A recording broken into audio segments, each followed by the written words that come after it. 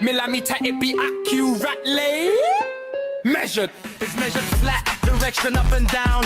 Flat level we at, flight over ground. Descending from that breeze, heading in degrees. Horizontal, flat, ESC. Now you know it's flat below ground. Measured flat.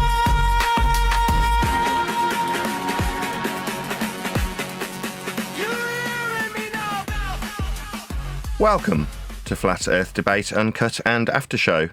I'm your host Nathan Oakley, and if you are new to this channel, or you've not done so already, then be sure to subscribe. Hit the bell notification icon and join button if you'd like to become a Nathan Oakley 1980 channel member and keep up to date with the Flat Earth Debate. If you would like to support the channel, there is a super chat that runs alongside each of these shows while they premiere. There's also a coffee, Patreon, crypto and thanks button in the info box below the video. Speaking of Patrons, I'm going to do a quick shout out to all of you who do support me on Patreon. So, a massive shout of thanks and appreciation to Sven P, Curved Fart, Pablo de la Cruz, Level Plain Poem, Vitali Z, Colton James, Survive the Spin, Thomas van der Zander, Measured Flat, Tiers Morgan, Mitch Kennedy, Rod, The Name's Burley, JMails24, Unento, Iron26, Retro Bill, John Kays, Patrick Gunnels, Bob Barker, Mobile Max 777, Rob W, Del West Watson, Unbelievable Productions, Abraham Mohammed, Skeptic 936, Texas Mike, Chow Cat, and Dank. So another massive thank you to all of you for supporting me on Patreon. Links to Patreon are below this video, together with links to my book, Measured Flat, which you can buy now. You can also become a affiliate and earn 30% of the sales of that book. So if you did want to put a link to Measured Flat below your video, simply click the link to become an affiliate and you could be earning 30% of the sales of the book. So check that out also in the info box below this video. With that though, I'll hand across to whoever is in Discord and Google so you can enjoy their dulcet tones while I set up for today's live show. What's going on with that?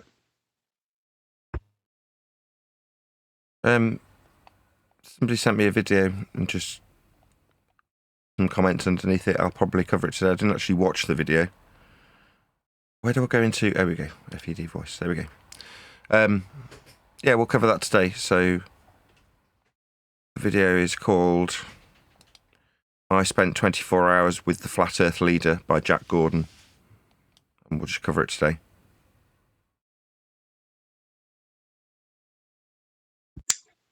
I think Mark Sargent would probably be the most popular flat earther. We had to have a leader.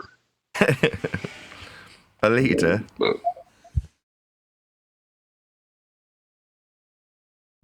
well, what they mean by leader is the lowest hanging fruit that they can easily make to look like a fool, I think. That's what they call our leader. He's the one that will get the most attention.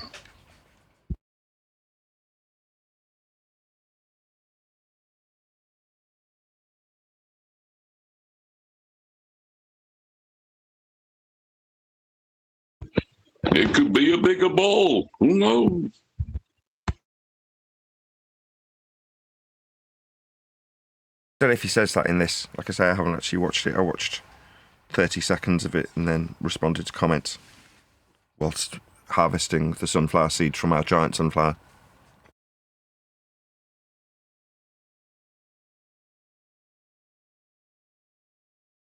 You're too at peace, Oakley. You got to be angry. Get your emotions involved. What'd you say? I got to be angry? Well, according to some people, yeah. Okay.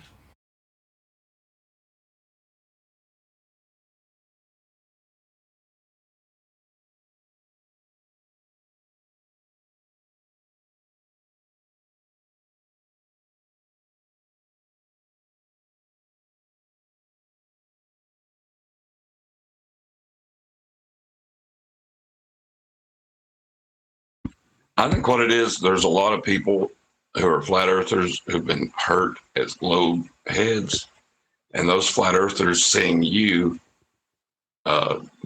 completely stripped down a ball believer to the nuts and bolts, like it's like some kind of grim satisfaction from it.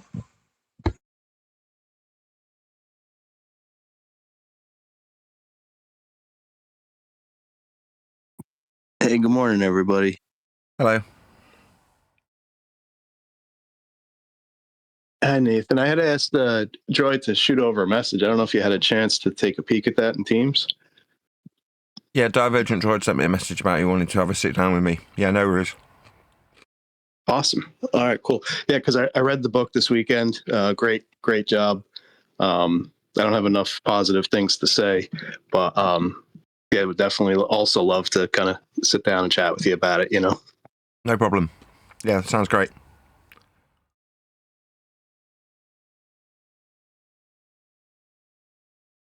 But yeah, I had also left kind of a comical reply over the weekend in chat here. I mean, not only was it a great read, but as I'm going through it in my mind, I'm reading it in your voice, and Nathan, you have to do the audiobook.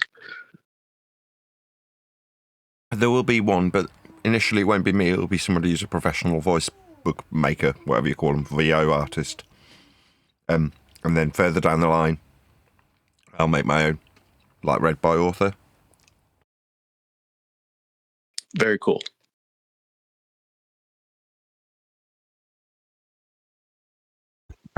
You know, the way someone reads something can affect the way the information is taken as well.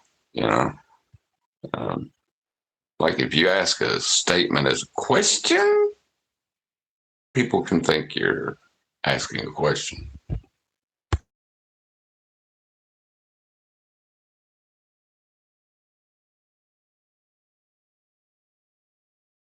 For whatever reason, it's not letting me size this video up so it's above us. I think it just need one more participant in the Hangout before it'll let me put it at the top of the page instead of the bottom. I want to do it.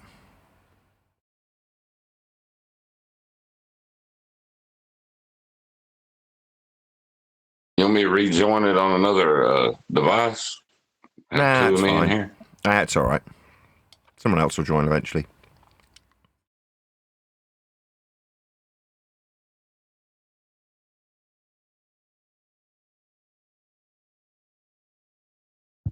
What kind of vehicle are they driving in there? What kind of vehicle's Wife's got there? Who's driving? Is it Dave driving?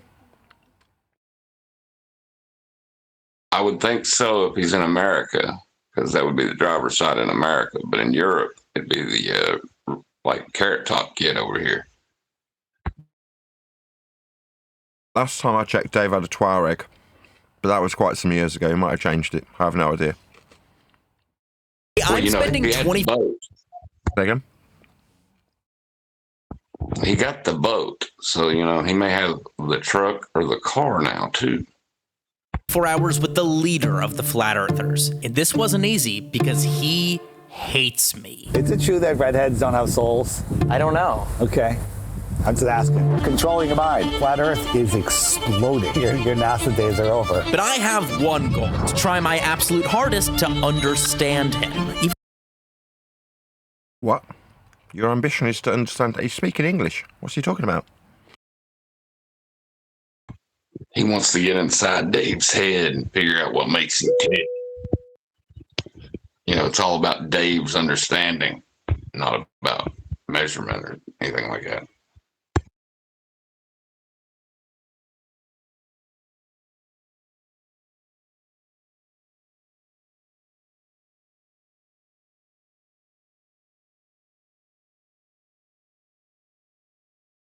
Even if he's wrong. You got caught in the mind trap. This video was made possible by InMogo3.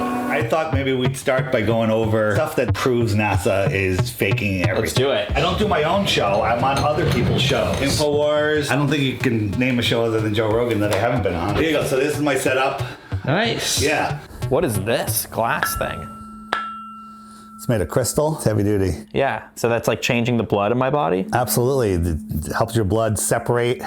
So does this thing. Before the sun rises, you can read a book on the west side of your house, right? Uh-huh.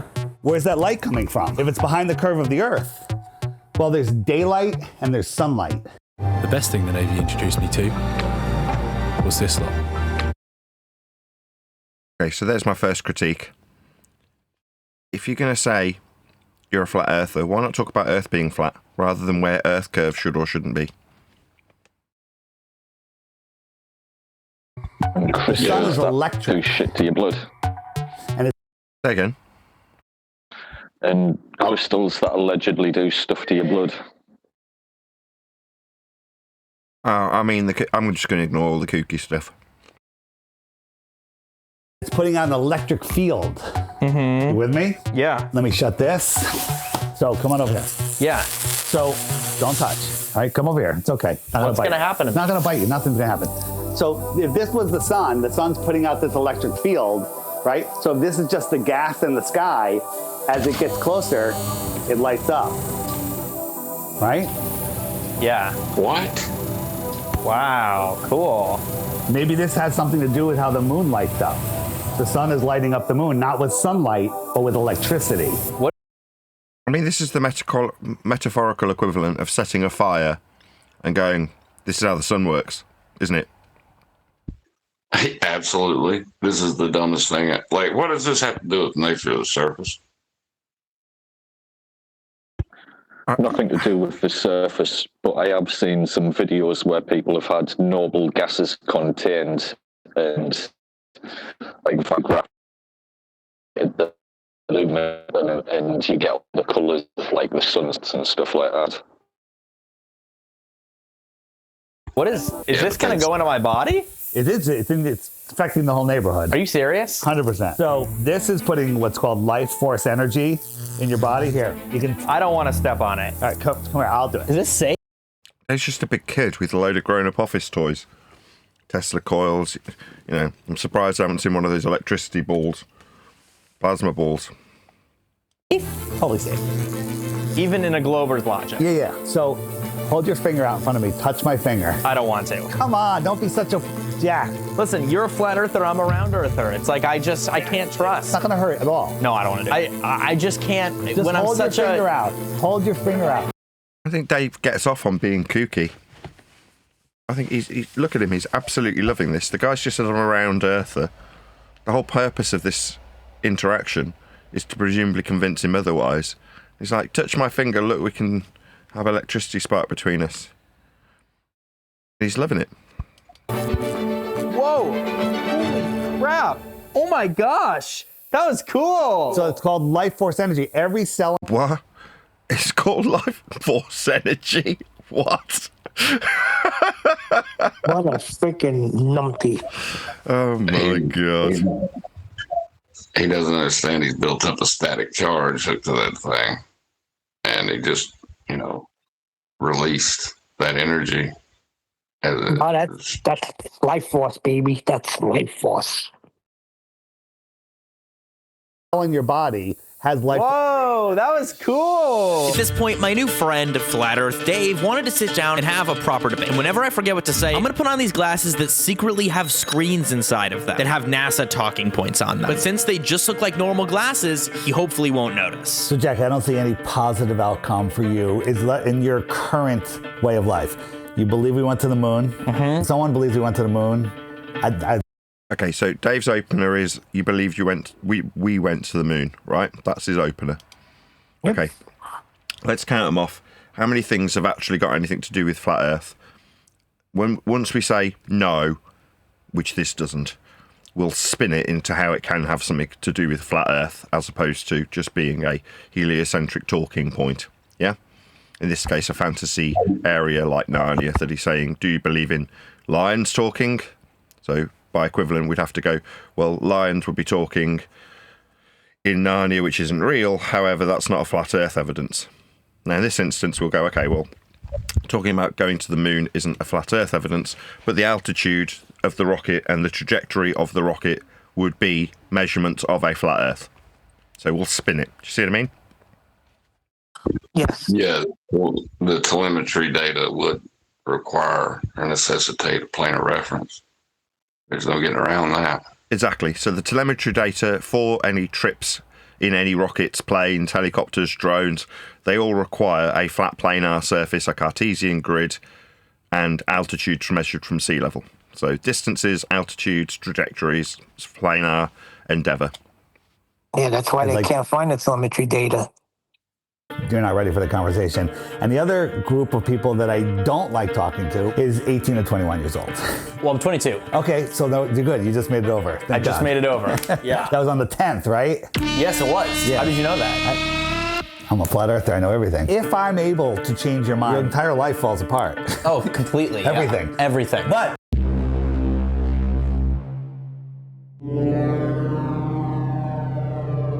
after the pain, there will be a new life for you. Just letting you know. What? Okay. As far as I'm concerned, at the moment, my level of consequence is lower than ever in terms of this subject. If I explain to you, an audience member, that Earth isn't a sphere, then that has absolutely no consequence on what you will do. So when people say, well, I've still got to get up and I've still got to go work, I've still got to pay my mortgage, that's absolutely correct. You knowing that it's not something won't have any effect on you. Also, knowing what it is, in this instance, measured flat, won't make any difference to any general normie. It might alter your fantasy worldview of being on a ball, but again, that has no consequence in reality to you and what you have to do.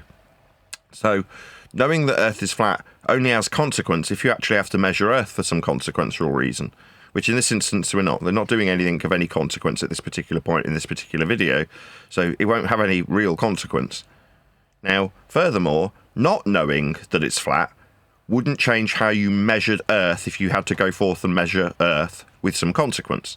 Flight level, surface level, sea level, altitudes, building a building, whatever it is that you're doing of some consequence would still require Earth be measured flat, regardless of your belief in a ball if you retained it or your belief in a flat Earth if you relinquished it. Earth's measured flat regardless of anybody's understanding of that. That's just how Earth's dealt with. So saying it'll change your life, well, how? I don't suggest it would. Now, Neil would probably disagree with me, so feel free, Neil.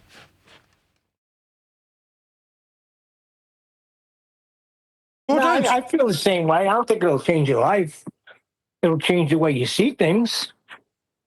But I don't think it's life changing. It won't change how you measure things. It'll still be measured the same way it always was. Heliocentrism's dependent on flat Earth measurements also. So even if you relinquish your flat Earth, your heliocentric belief, it was based on a capability of back engineering the flat measurements into that system anyway. So it won't actually change how any of the measurements function. The flat earthers are there to catch you. Right. It may change how people perceive you, you know, like be careful if you are just finding out, don't go running out and telling everybody if you don't. I just don't recommend it. It'll ruin somebody's day is the best you can hope to do. And Flat Earth opens your mind to what this place really is. So Right. There's so many people coming into Flat Earth. This is the friend finder on my app. Crazy. So those are just the flat earthers that have your app. That's less than 1% of the flat earthers out there. Probably. I mean, it's got to be. I mean, that makes sense. It's way less. And that's not just the United States. It's everywhere. Right. Yeah, there's tons of flat earthers. I wouldn't be making these videos. Yeah. Look at how many there are. There's 235,000 on here. We just crossed that mark this week. So is that like your business, basically? Is this app? Well, so here's the thing. You know, people will accuse me of, you're doing this for money, right? This is the first time in my life that I'm not doing it for money. I had my own business with 2 partners. It was amazing, making tons of money. But my truth journey, my podcasting, was getting in the way. Rightly so. And the business was it was a commercial solar power development, installation, and financing. And it was causing an issue, and I had to make a choice. And I made the choice to walk away from a lot of money for just a tiny little bit of money just to get by, because this message is the most important message. If he knew what he was talking about, he could appeal to the way the solar panels work with the incident angles of light and how you have to arrange them at a certain angle with respect to the surface to get the most amount of light from them through the day. So yeah. That would have been a good opportunity. Well, a couple of my citations I use are directly from solar references, because they do exactly that. They're measuring elevation angles and azimuth directionality. So, yeah. So let me ask you a question. If I'm going to just grab this ball over here. If this was the Earth, yeah, right, and these are things that are on the Earth, you know. The way what Dave Weiss is now working is anti-globism, isn't it?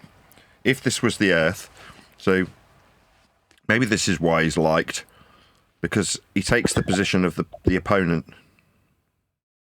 Who's doing that? He reset the default. He has reset the default now. The default is it's a globe. Now we're working with if. He's completely turned it on its head from what it should be. The default position is based on the measurements of Earth, and for the measurements of Earth to work with the globe, they have to be detailed from within the globe.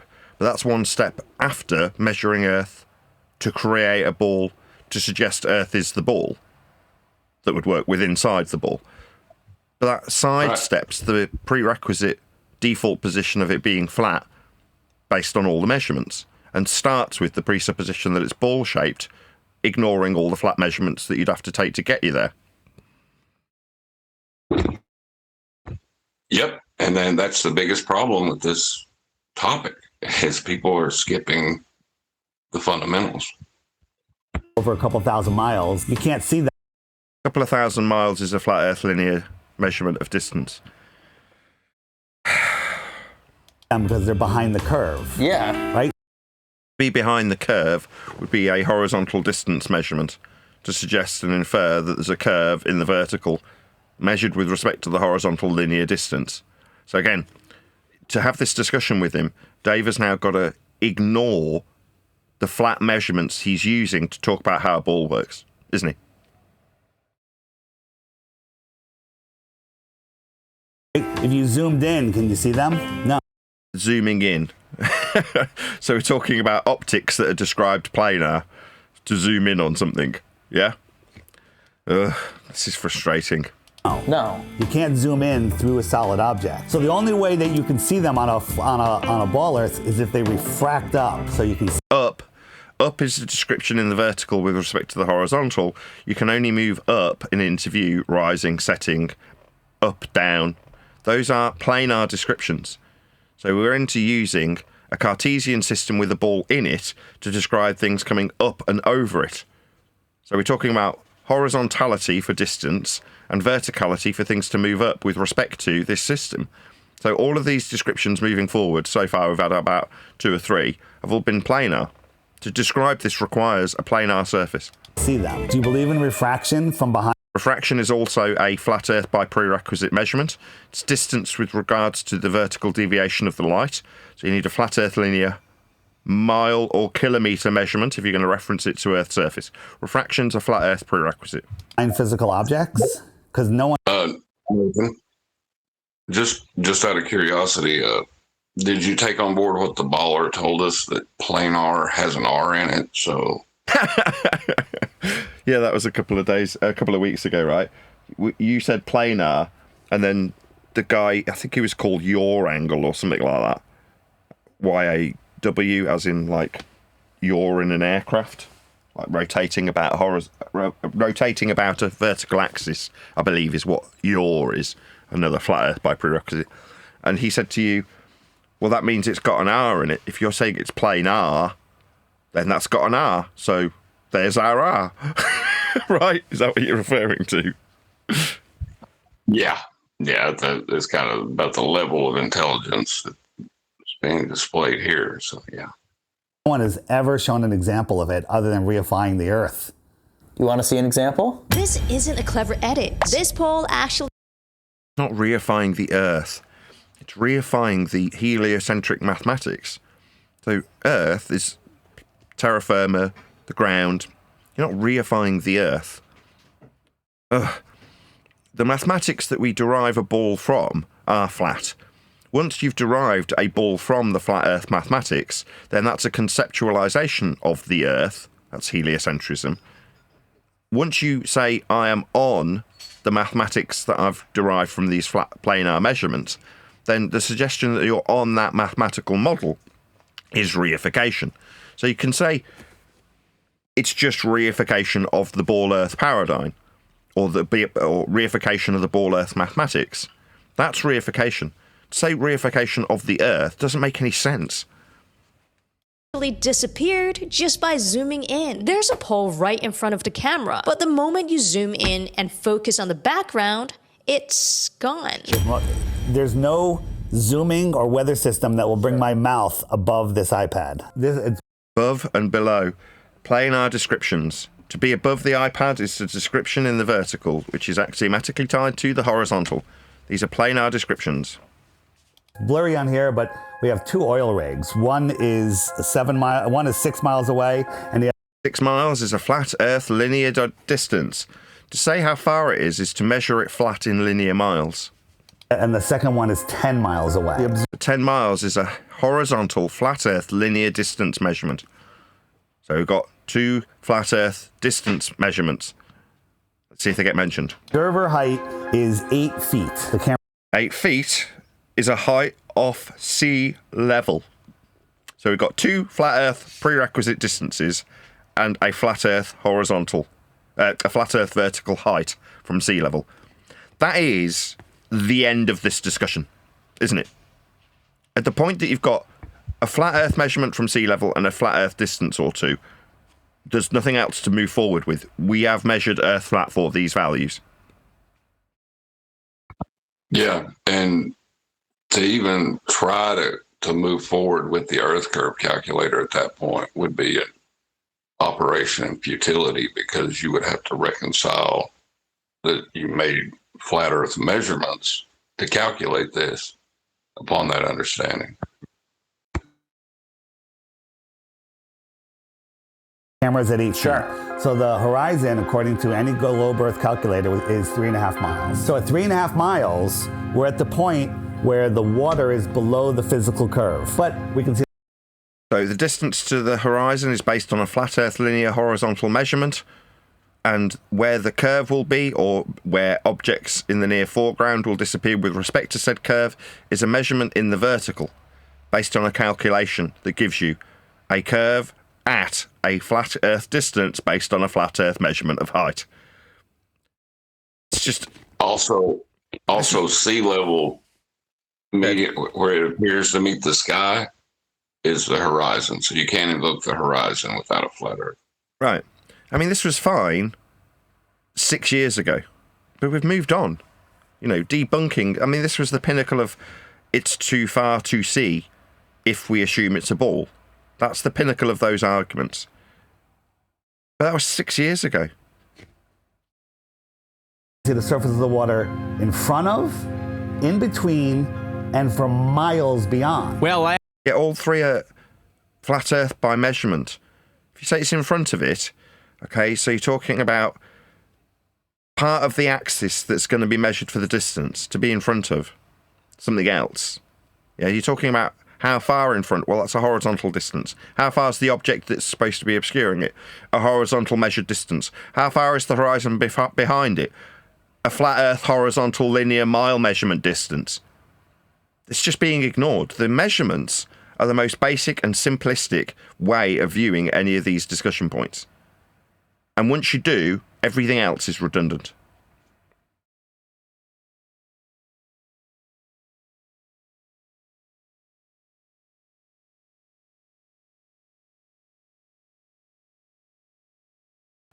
How are you? Very well. I'm good. Just so you know, planar has an R in it. Planar does have an R in it. It doesn't mean that that R is a radius value, but it does have a radius suggesting R in it. Planar. Very intriguing that we should point out the R in planar. Okay, what we're covering today is a video which was recommended to me via email. I can't remember who it was. I think it was Michael Sondergrass that recommended this to me. Nevertheless, it's called I Spent 24 Hours with the Flat Earth Leader. I don't understand this. I've got capital I, capital S, 24 hours with H being capitalised, with the in lowercase, and then Flat Earth in uppercase, and then Leader in uppercase. Did you people in Europe vote for Dave as our leader and not tell the Americans about it? Because I have not heard of any election. No, it's a mathematical based assertion in geography and requires no leader. Now, when people go out and measure Earth's surface flat for distance, flat for altitude, that's what we've covered predominantly so far, there is no requirement for a leader. You don't need a leader to go out and measure Earth flat as it always has been measured in all circumstances and without exception. Regardless of who you are, if you are measuring Earth, you will measure it flat. If you are a globe believer, you will base your globe faith on the foundational flat Earth measurements that Earth was always being measured with. Now, as we covered in the pre-show, I might as well just summarise it now. If you come to this subject and are a devout, staunch heliocentrist, as I just stated, you will still require Earth be measured flat when you measure it. Therefore, the measurements, how they are performed, is inconsequential of your faith, other than if you look into the origins of your faith, you quickly find that the globe Earth is based on the measurements of Earth's flat surface in order to create it. And once in an existent state, that is to say once the globe exists, you then require the capability of back engineering the flat Earth measurements into your global model, so it appears to work. So therefore, you can have a globe faith alongside a prerequisite requirement to measure Earth flat. Likewise, if you find out that Earth's measured flat, and therefore you relinquish yourself of your globe faith, Earth will still be just measured flat anyway, and that wouldn't have changed and won't be changing just because you found out that Earth was always being measured flat anyway. So there isn't really a massive degree of consequence to your average layman when coming across this information. Now, there's many a flat Earth guru out there who will suggest that this is mind and world altering. No, it isn't. Earth was, is, and always will be measured flat regardless of anybody's view or belief on the matter. Just so that's clear. I will stick a link to, I've forgotten his name already, Jack Gordon. I'm pretty sure we've covered this guy once before. He had a guy in his car with a VR headset from memory. But please let Jack Gordon know. At Nathan Oakley 1980 sent me with a polite comment that doesn't immediately get removed by the YouTube algorithmic box, or indeed by Jack himself. So, as I say, there is a link whizzing its way by in the YouTube live stream chat. If you're watching live, I'll do this call to action several more times so that you have actually got the opportunity, as you are watching live, to click the link that's just here in the live stream chat and go and let Jack know. At Nathan Oakley 1980 sent me. Now, when you do it, you use an @ symbol and then all one word, Nathan Oakley 1980. Enter, and that'll turn the entire @ symbol, Nathan Oakley 1980, blue so that somebody can click on it and make their way back to this video. Now, the hope is that were somebody like Jack to respond, or to cover our video, do a response, note it in any way, the hope is that it'd do exactly the same thing in return, which is to put some sort of link, make some sort of mention, and suggest that his audience do the same, which is pop along and let me know that he's covered us, like we're doing for him. Now, obviously, Jack's got a much larger channel, edging his way towards 1 million subscribers, and like myself, edging my way towards 27,000. So it's a different kettle of fish in terms of the amount of exposure I can offer Jack. Nevertheless, as a fellow YouTuber, I wish him every success, and therefore invite my audience to go and click on the link in the info box, or in the live stream chat in this instance, and let Jack know at Nathan Oakley 1980 sent me with a polite comment that doesn't immediately get removed by the YouTube algorithmic bots, or indeed Jack himself. So please just toddle along, let him know that we've covered his video, and hopefully he'll have some positive response for us in the near future. You never know your luck. I'll tell you what, I've been impressed with how polite and fair he's been with Dave this far. Because this is an edited video. He could have made Dave look a lot worse than he has. I don't think he needed to. So far, Dave's managed to make himself look pretty kooky, playing with his Tesla coil and making sparks fly between their fingers and things, telling him it's the power of Grayskull or something. What did he say it was? Life energy. It's the life energy. Life power. The power of Grayskull. Anyway, hopefully that's given my audience a little bit of time to actually pop along to Jack Gordon. Is it Jack Gordon? Yeah, Jack Gordon's video, and let him know at Nathan Oakley 1980 sent me. So hopefully a few of you will have done that and popped along to his video and popped back, and you can see that I'm still doing the same call to action. If you're watching after the fact, obviously underneath the video where it says comments, you can slide it along if you're on device, or just click it if you're on a PC or whatever, a Mac, and it'll then turn into the live stream chat replay, and you can find the link to Jack Gordon's video. I'll post one more link in case anybody's joined during the call to action, but that is now whizzing its way by in the YouTube live stream chat. So you can just see it just here and just here. So yeah, click on that link, pop along, and let him know that I sent you. Okay, I think I've done that enough times for people to pop along and actually have left a comment, hopefully, and then come back to this live stream. Should have said that before I actually did the call to action. Make sure you come back. A bit late now. Maybe people are now engaged in a Jack Gordon video or two and they're not coming back. Bastards. I had to activate the teleprompter mode on my Inmo Go 3s to give me the proper response for this one, but in reality... Remember Fata Morgana. If you're describing refractive effects, then you're describing distance with regards to a bent light. So this description is of a curve. Now we can measure curves.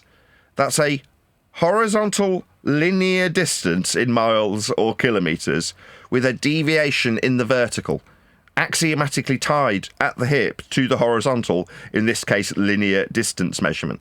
Refraction requires Earth be measured flat to describe the vertical deviation with respect to the horizontal linear mile or kilometre distance. So appealing to refraction is just appealing to another version of measuring Earth flat with linear distances. Atmospheric refraction does work like that. And It work like what? With a flat Earth measurement of linear distance? Yes, that's correct. Yes, it's a vertical deviation with respect to horizontal linear mile measurement. You need a flat Earth to describe refraction, you dumbo.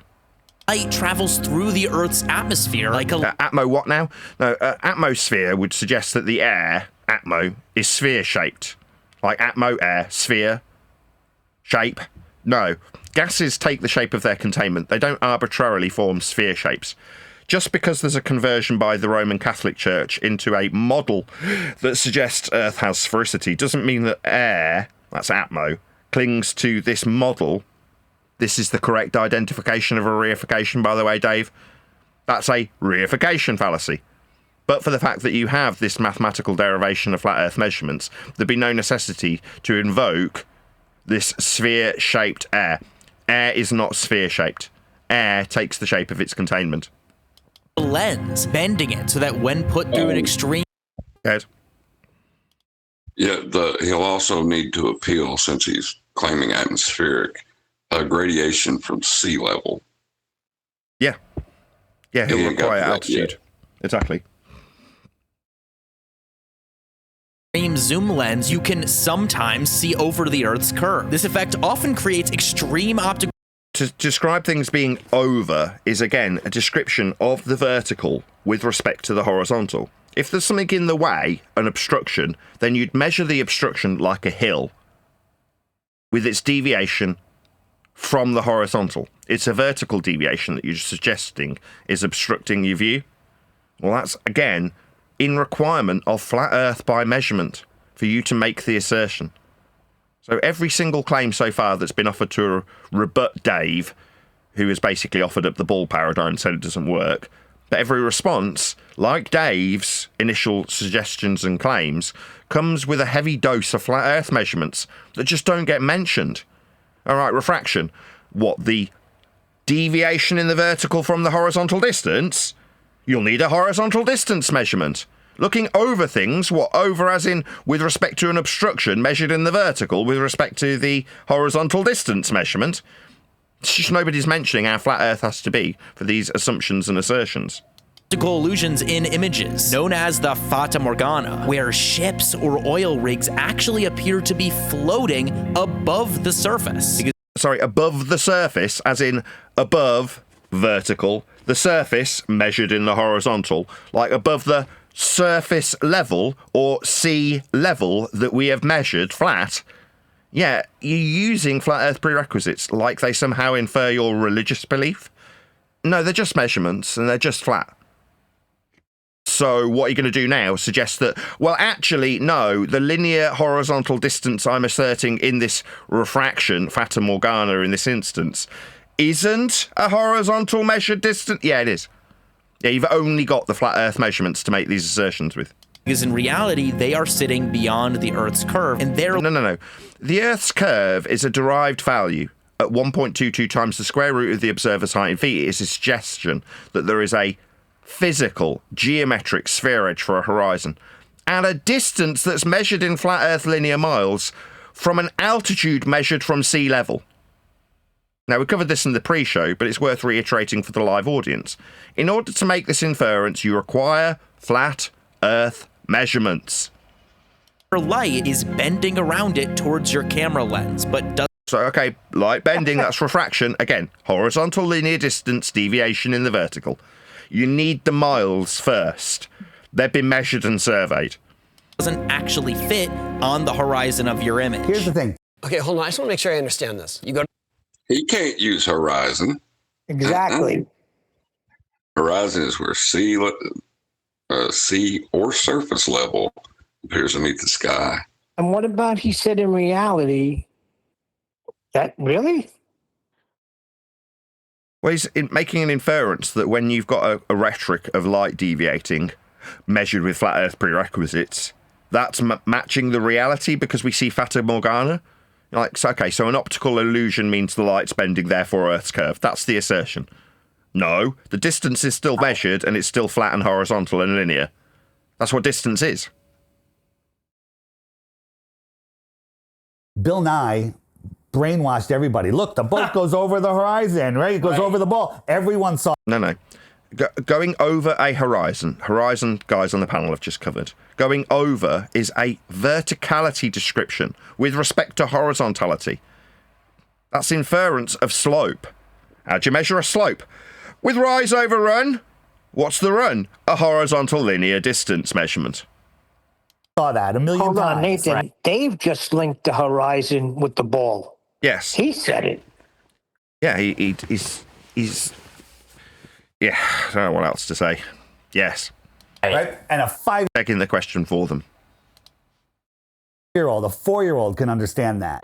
So this is from the Chinese space station. Let's talk about the Chinese space station. Why does the horizon look flat? Sorry, the altitude for the alleged Chinese space station is measured from surface or sea level. If you're going to give it an altitude, which they absolutely do, then the altitude is a flat Earth prerequisite. It's a height in the vertical measured from the horizontal at sea level. You can only describe this from a plane. I mean, because they're close enough to the Earth that it looks flat. I don't know. Close enough to the Earth, you say? How close to the Earth would be its height off sea level, though, wouldn't it? Notice how everybody uses flat Earth measurements without even realising it. And up until recently, it went without saying that your altitude, how high you are, how close it is to the Earth, is a prerequisite measurement. From sea level, it's just nobody mentions how flat Earth must be to have this measurement ascribed to it. It's the same height as the ISS? Height, you say, Dave? So you've got all these flat Earth proofs in your pocket and you're not even using them. You're now going to enter into a debate/discussion with this guy about whether or not we see a flat horizon from an altitude measured from sea level. There's only one measurement in this, though, isn't there? Altitude. From sea level. It's axiomatically required to be perpendicular, that means at 90 degrees, to the sea level, in the vertical. Earth can only be flat for this measurement. Or if you have a fisheye lens and you go like this, you can find the angle. So a fisheye lens will take a curved surface and flatten it. Yes, if you look at it from the right angle. And of course, Sorry, look at it from the right angle with respect to a plane.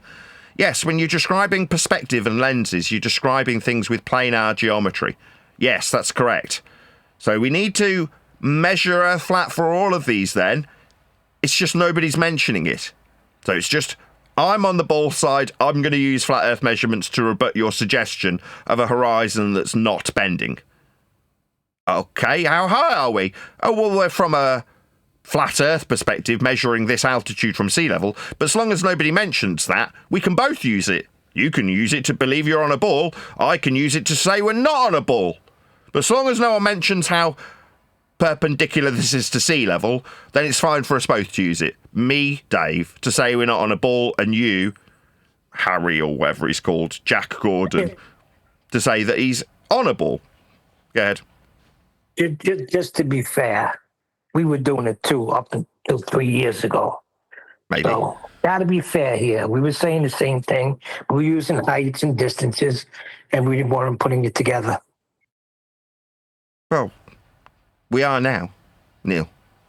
Got that information from the Enmo Go 3s that have a binocular green micro LED waveguide display inside of them. It could also record this conversation and even give me bilingual subtitles of what everyone's saying. So if I interview overseas creators in the future, I can get real-time translation of what they're saying to me. But I could also put a privacy cover on the camera if it made Dave more comfortable. But I'll get to more features later. Now this one, don't look at that one because I think that was a some Glober made that trying to trap us. Here, this guy's coming in. So this 5 hours. How can you go ahead, John? I was going to say, how can you spend 5 hours talking about this topic and never once discuss the measurements? What's an hour? Hour, you say? What's an hour? Where did we get this convention from? Is it from measuring with time? Yeah, we measured time. We measured planar surface level angles to the sun and averaged them to come up with this convention that's now being put up in big bold type. It's a flat Earth prerequisite. You wouldn't have hours unless we measured elevation angles to the sun and azimuth with respect to its movement. You've got to measure Earth flat to derive this conceptually. It tells us that they're using camera tracks. Right, somebody on the panel, go ahead. Whoever that was. AM and PM. Hi, guys. Yes, AM and PM. Meridian. Yeah, exactly. Good to have you, George. No, that's not true. Because what is that? That's a lockdown shot. And so it's not that he himself, that masking, because I edit, I know how it works. Yes, it's a mask, could be a mask in it. Sorry, why are you double speaking, Mr. Gordon? Yeah? You're saying, I know editing, when someone fades out, it's not a mask because it is a mask. What? Why are you double speaking? I mean, this is right in Dave's wheelhouse, so I'd imagine Dave will do well here. In and out, right? But no, I think it's just shots being transitioned, like it's an editing error between different shots where sometimes he's there, sometimes he's not there. But the only difference in the shots is if you go back, there might be small differences besides him because the whole shot is cutting. All right, so watch this guy's elbow as he goes around the corner. Watch his right elbow. It becomes transparent. You see it? Yeah, they're fading away from the shot. That's who cares? Seriously, looking for anomalies. This is like 10 years, 12 years out of date as far as I'm concerned. It's about as stale as it gets. Would you not agree? Yeah, but at the end of it, even if you reach a conclusion that's all fake, Earth's still a ball and there's still outer space, and all of this was for nothing anyway. Right. The necessity to have space is based on the derivation of flat Earth prerequisite measurements to derive things like radius values. So to have an outer space to believe in, to make this claim that you've got edited artifacts, ignores the prerequisite flat Earth measurements to create heliocentrism and necessitate space in the first place. Just ignores all of it. They're fading the shot to another shot. Yeah, now this has become about editing, basically, hasn't it? This is no longer on topic. This is completely off the rails. Isn't the background fading out? It's a really safe place to be arguing in for a Glober, because even if you prove to them it's fake, it does not affect what the world is. That's correct. It's you got nothing. Because they're fading to a shot where he's not there. You are making things up to defend your position. If you took two shots, one where a person was there and one where a person wasn't there, and you faded away, it would look like the person was fading away. Look, watch, look. Ready? I'm going to fade away. Wow. And now I'm just going to go like this. And now if I just fade those two shots, it will look like I changed, but in reality, Why don't they just show us a live feed? Why do they always have to edit everything? Listen, can you show? I was in this place called the Space Operations Center with NASA HQ. On a TV, I'm looking at a live feed of people floating around in the eye. How the hell do you know? What makes you think that's a live feed? How would you know? For it to be live, because you said it. It would be in your presence. You'd watch it happening. That's live. It's like the word live has been re-engineered to mean something it isn't. Now, previously with sitcoms, the way they let you know that it was filmed live was to say this has been filmed before a studio audience, and you could apply to go on set and watch them film. So things like Friends had an audience that would sit and watch as they did various different takes, and they'd film it, and then often they'd have to relayer the laughter from the first take when the joke was funny to the last take that they actually used. But that's not live. That doesn't mean that Friends is broadcast live. Yeah? As live is to say that it comes with no edits. That's what as live means. So when you watch a replay of this stream, that's Flat Earth Debate 2599 live. When you watch it back, there's no edits. That's as live. Yeah? But right now, as I sit in front of the camera and wave to you, I'm live, literally broadcasting with a couple of seconds delay between the words I say coming out my mouth and you hearing them on your iPad. That's live. But it's verifiable. Someone can come in and check. However, who cares that systems invented to create an idea of having a sky vacuum requires you ignore all the flat earth prerequisite measurements that are required to create a ball to necessitate having an outer space. This is the height of reification. ISS. Yeah. Like, I'm looking at it, right? They're like, that's them right now. Yeah. And How I'm do like, you know it's them right now? Well, but this is what I said. So I said to Jared, them right now, so what? If I show you a picture of a man stroking a lion and then the lion having a conversation with the man, do I go, well, that proves Narnia? You're like, yeah, but there isn't really a Narnia. Well, look, there's a man live talking to a lion. Therefore, Narnia. No. Having a guy surrounded by a set does not mean he's in space. If I show you Sigourney Weaver hanging off a rail, opening an airlock, does that mean that she was actually subject to the vacuum of space as the alien was sucked out? No. Absolutely not. Just showing somebody on a set does not mean that they are where they say they are. And that's the entire magic trick, to say that they're in space. Well, space isn't real. They are there, they're on a set. So what?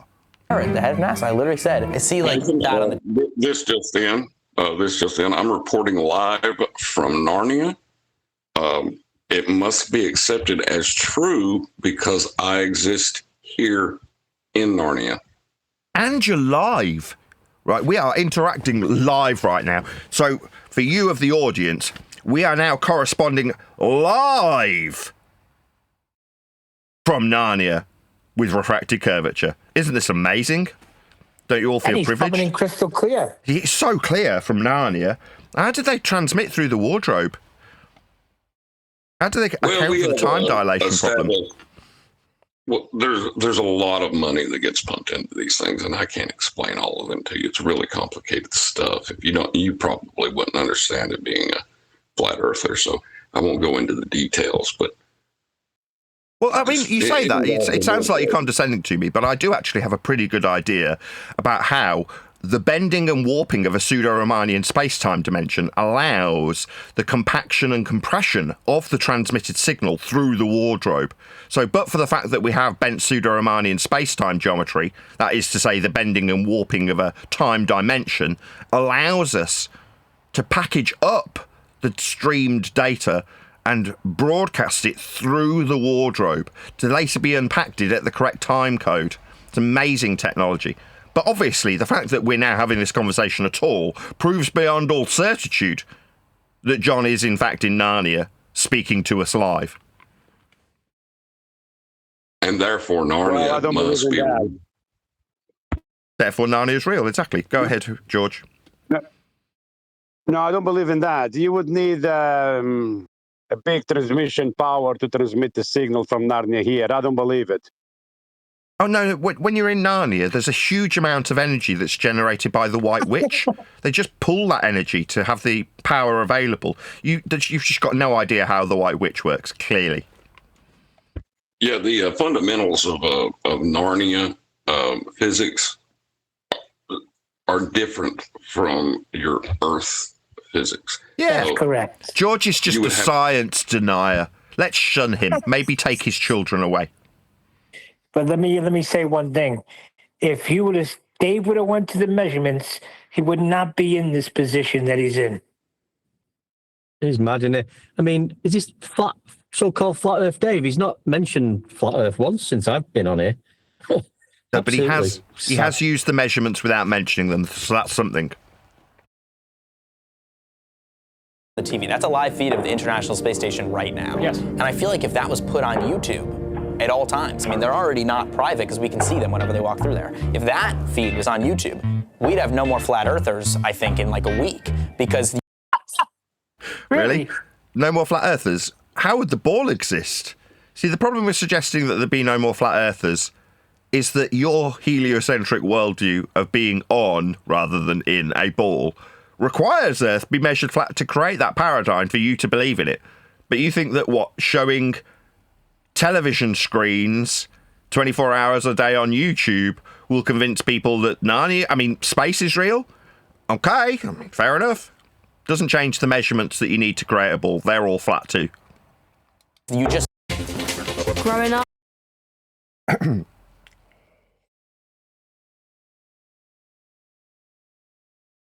can't believe people are denying Narnia. I mean, come on. It's obviously real. They made movies about it.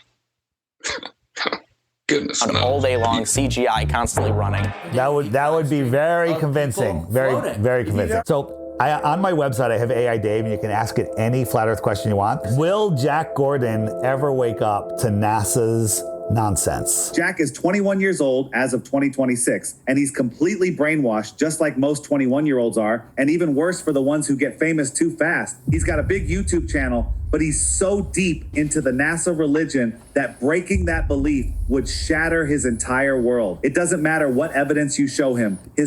So take your own advice, Dave. You haven't showed him any. Well, no. Let me just lean into this. Okay, so you say it will shatter his world. Why not lean into his worldview and say, okay, well, to be on a ball requires we acquire certain measurements to create the ball, and then take the guy through the measurements of Polaris for an equatorial minimum, show him how the equatorial plane functions with angles through the ball to the celestial sphere. If you do that, that is to say, explain how the measurements of Earth's flat surface are fundamentally required for his globe belief. If you explain that, rather than saying you'll never accept the position, tell him you must accept this position, your religion's based on it. In my humble opinion, that'd be a far more effective way. If your AI Dave tool says that he'll never understand, well, then take him through how his religion's based on it. Well, I agree 100%. If you break it down, how to measure altitude or elevation. Yeah.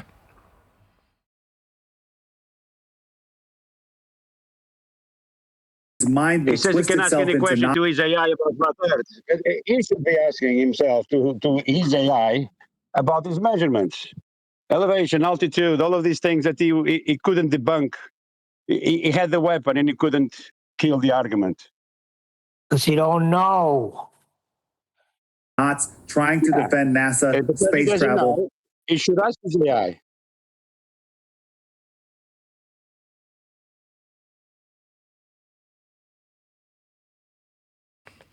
Are you done? Like that as a yes. And the globe. Smart. That's what happens when someone has 100% belief in something. When real evidence comes along, they don't change their mind. They just come up with a new excuse, no matter how ridiculous. The word you're looking for is delusional. Look it up. You might find a picture of Jack. Go ahead. It's almost, I was just agreeing with Dave. That is the definition of delusional. Just like if someone's trying to point out to you that a method has certain steps, and for you to perform that method or claim the validity of that method, you must perform those steps. And him talking about his boat instead, that would be delusional, Dave. Jack Gordon next to the definition.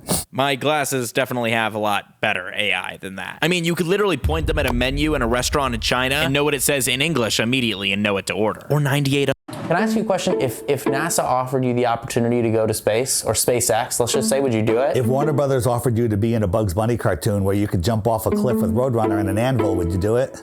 Yeah. Okay, well, that's stupid because it doesn't exist. But let's just say you got an email and they really, would you follow through? When you Only if you came with me.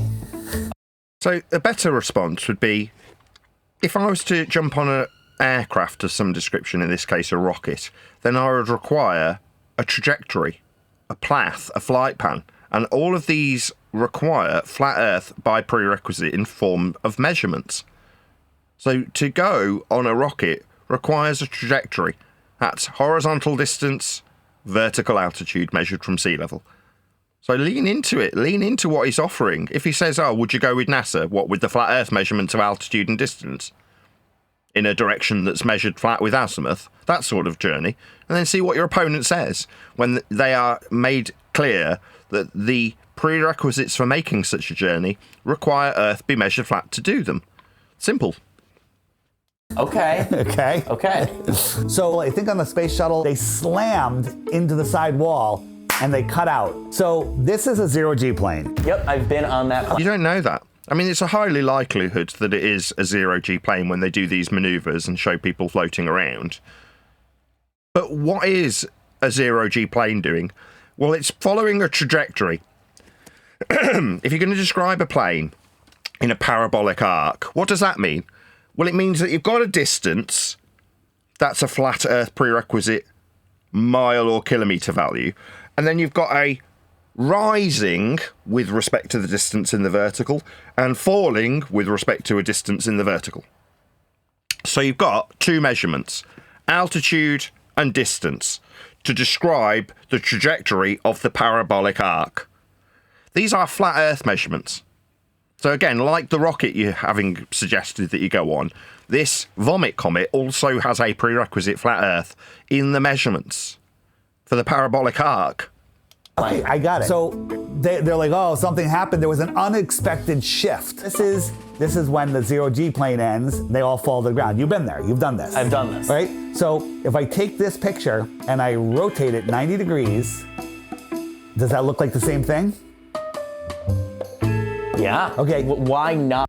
When you rotate... Oh my God. Go ahead. I was just saying it was irrelevant. It does not matter if it looks like the same thing. Knowing how something is performed is a whole lot weaker than knowing why it must be a performance.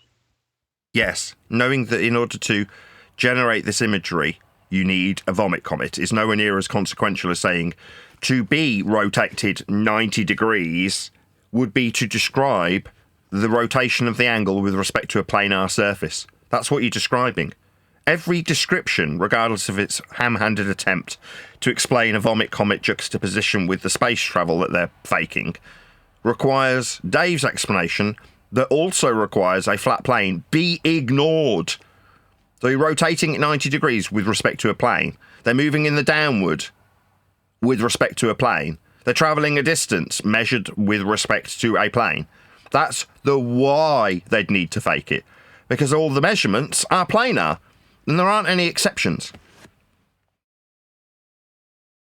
Just say it's an unexpected shift. Like, what's because wrong they said with it was an believing unexpected shift, but they're looking at the evidence. Like, but that's not really evidence. You're saying it looks similar. At this point, Flat Earth Dave showed me a few more pieces of what he thought was NASA fakery. That doesn't look like he's hanging from his waist harness. Hanging is dangling in an orientation.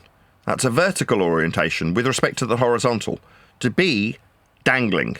It's the same for gravity. If you describe gravity in the old school 111-year out-of-date Newtonian fashion, then you're describing verticality and orientation, a vector, downward. Down is axiomatically tied at the hip to a plane. That's what perpendicular vectors in a downward orientation are, a planar description. They can only be described with a plane. We are limited in terms of how we describe everything with respect to Earth's surface. There are no exceptions. All descriptions of any measurement ever referenced to Earth is with respect to a plane. There aren't any other measurements. Go ahead. Also, if you want to go with Einsteinian, it has a non-inertial plane rising upwards at 9.8 meters per second. So even in the Einsteinian description, you still need to measure a flat Earth. To you. Not really. Okay. But hours had passed in the day, and he wanted to take me out on his boat to show me the flat Earth firsthand, because he says it's very important that you independently verify your conclusions. So we left the house. You have my app, right? Yeah. You asked what car that is, it's a Merc. So I would assume it's an ML or something of that nature. I can tell by the heads-up display, the wraparound glass. I think it's a Merc. So every morning when you get up and have your coffee, just watch the featured video, bottom left corner, click it. One short video a day. And at the end of a couple weeks, you'll be running out of tissues and your NASA days are over. How many people do you think you've converted personally? Millions. Millions of people? But first, we stopped for lunch. This is my flat Earth clock sauce. When he says converted, converted from what to what? Heliocentric belief is based on flat Earth measurements. And an understanding of Earth measurements means that you appreciate how Earth was, is, and always will be measured. So when someone says, how many people have you converted? From what to what? Globe believer into globe skeptic. You also said morning. Morning is AM. That's a flat Earth measurement. Yeah. And they bring out the best in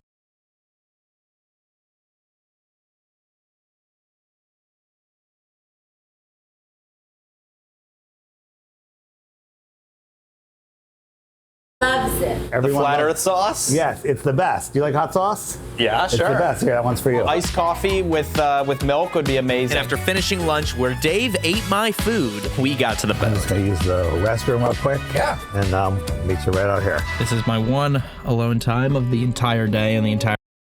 Oh, it might not be a Merc. Did it say Kia on the steering wheel? Is it a fake Merc? Is it a Kia that's trying to look like a Merc? It could be. Our video. Obviously, he's not going to change my mind, and I know the Earth's round, but he's so convincing. It's compelling, for sure. What do you mean you know the Earth's round? The reification that you're now engaged in requires flat Earth measurements, a derivation of an R value, specifically, for you to believe Earth is round. And when you say round, the roundness would be the equatorial plane created with minimum elevation angle measurements to Polaris. That's how round it would be, with a protractor wrapped around you, forming the latitude system. Good. Look at how interesting his choice wording is. He says, he's not going to convince him, but he's pretty. It's pretty compelling, or like he's being persuaded, but it's like he's like, no, you won't get me to believe in that. Like, you don't do that with things like, with objective things. You don't say those things with objective things that you know. How could somebody convince you of something you know isn't the case? Yeah, but the heliocentric worldview is a belief. So when they talk about these things in this particular context, they're talking about what he's willing to believe in. Now, if the framework is such that the default position, we talked about this in the pre-show, or John did specifically, if the default position is globe, then the belief becomes something that bucks the default position. Therefore, I don't want to believe in a flat Earth seems like a reasonable proposition. In reality, the belief in the globe mathematics is derived from the flat Earth measurements. When you have the flat Earth measurements put to you, there's no denying the foundations of your globe belief.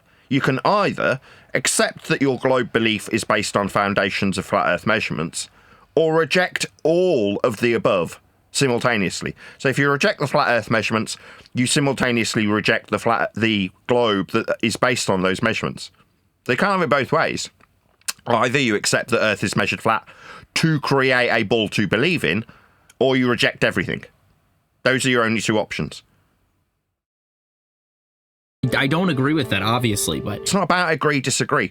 Go and look at a compass and describe directions from north. That's called azimuth.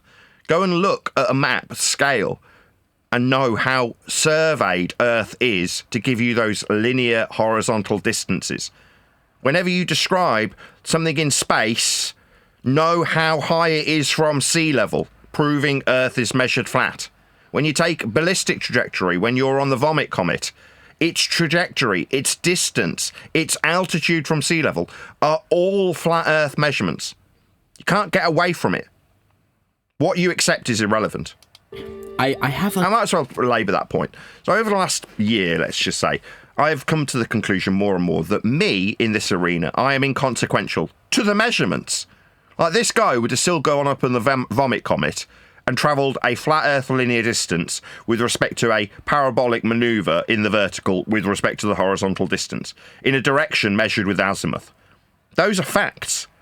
Something that he's not going to suddenly say, well, because of my ball, I'm going to reject the linear distance on the Vomit Comet. No, you won't.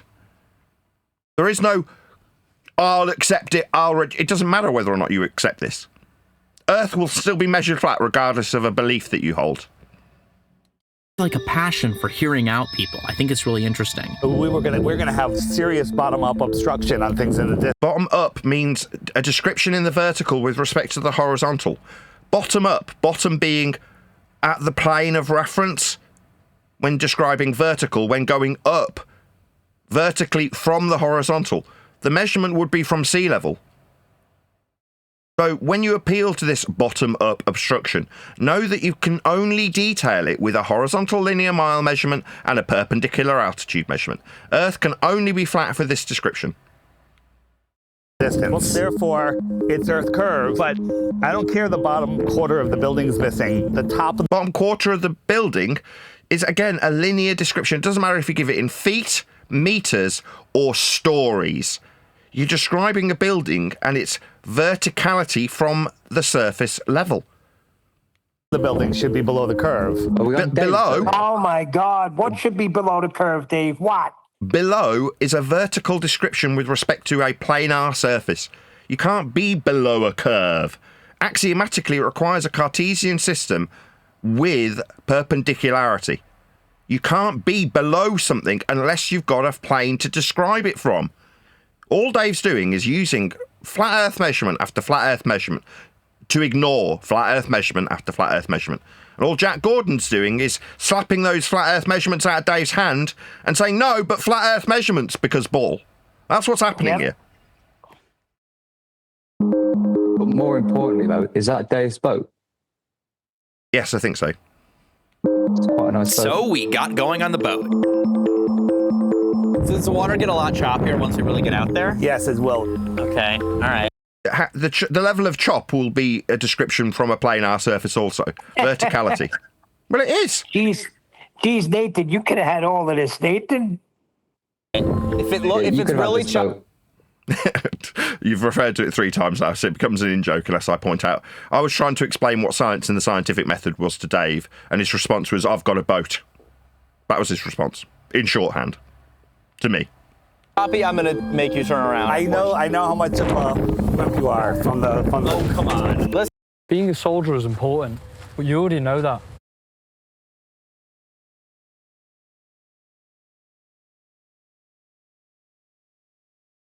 Two unskippable lads. Yep. Solid 30 seconds. I know I can skip this one. Jolly good. Listen, I just don't want to get seasick. That's. Say again.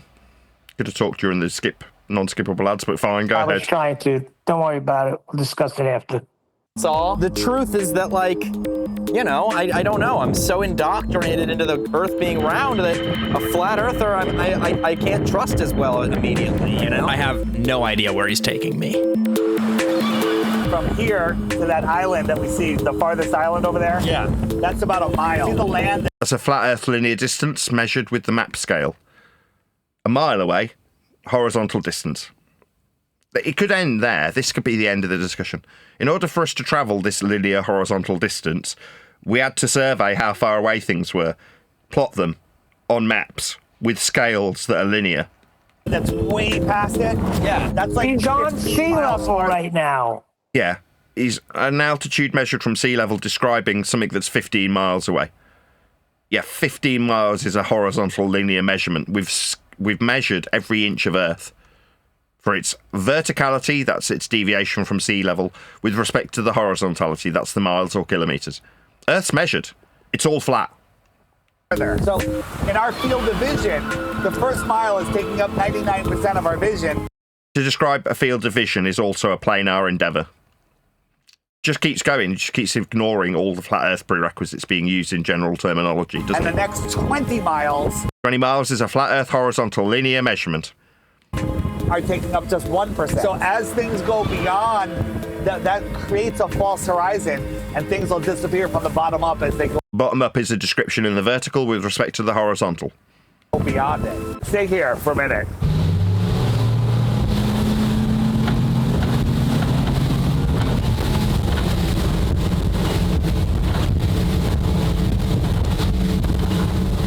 There's a bunch of flat Earth movies.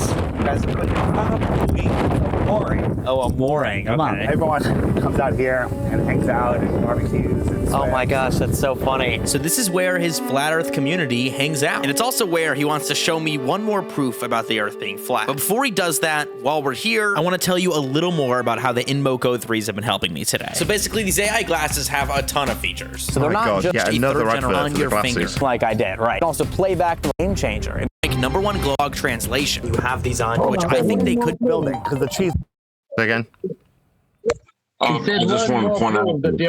Hold on, one at a time. Hold on. George, then John. Go ahead. He said he is showing us one more proof that the Earth is flat with a smirk. So he is accepting proof of the Earth being flat. Then I mean, you can. He's mocking him. Yeah, he's mocking him because he hasn't shown him any proof at all. Correct. Okay, I would take a different attitude. I couldn't give a crap what Jack Gordon accepts. The distances that he's laid out are flat. The altitudes from sea level are flat. The elevation of the buildings are flat. Everything about the coordinate system that he's used to navigate this ocean is a flat system.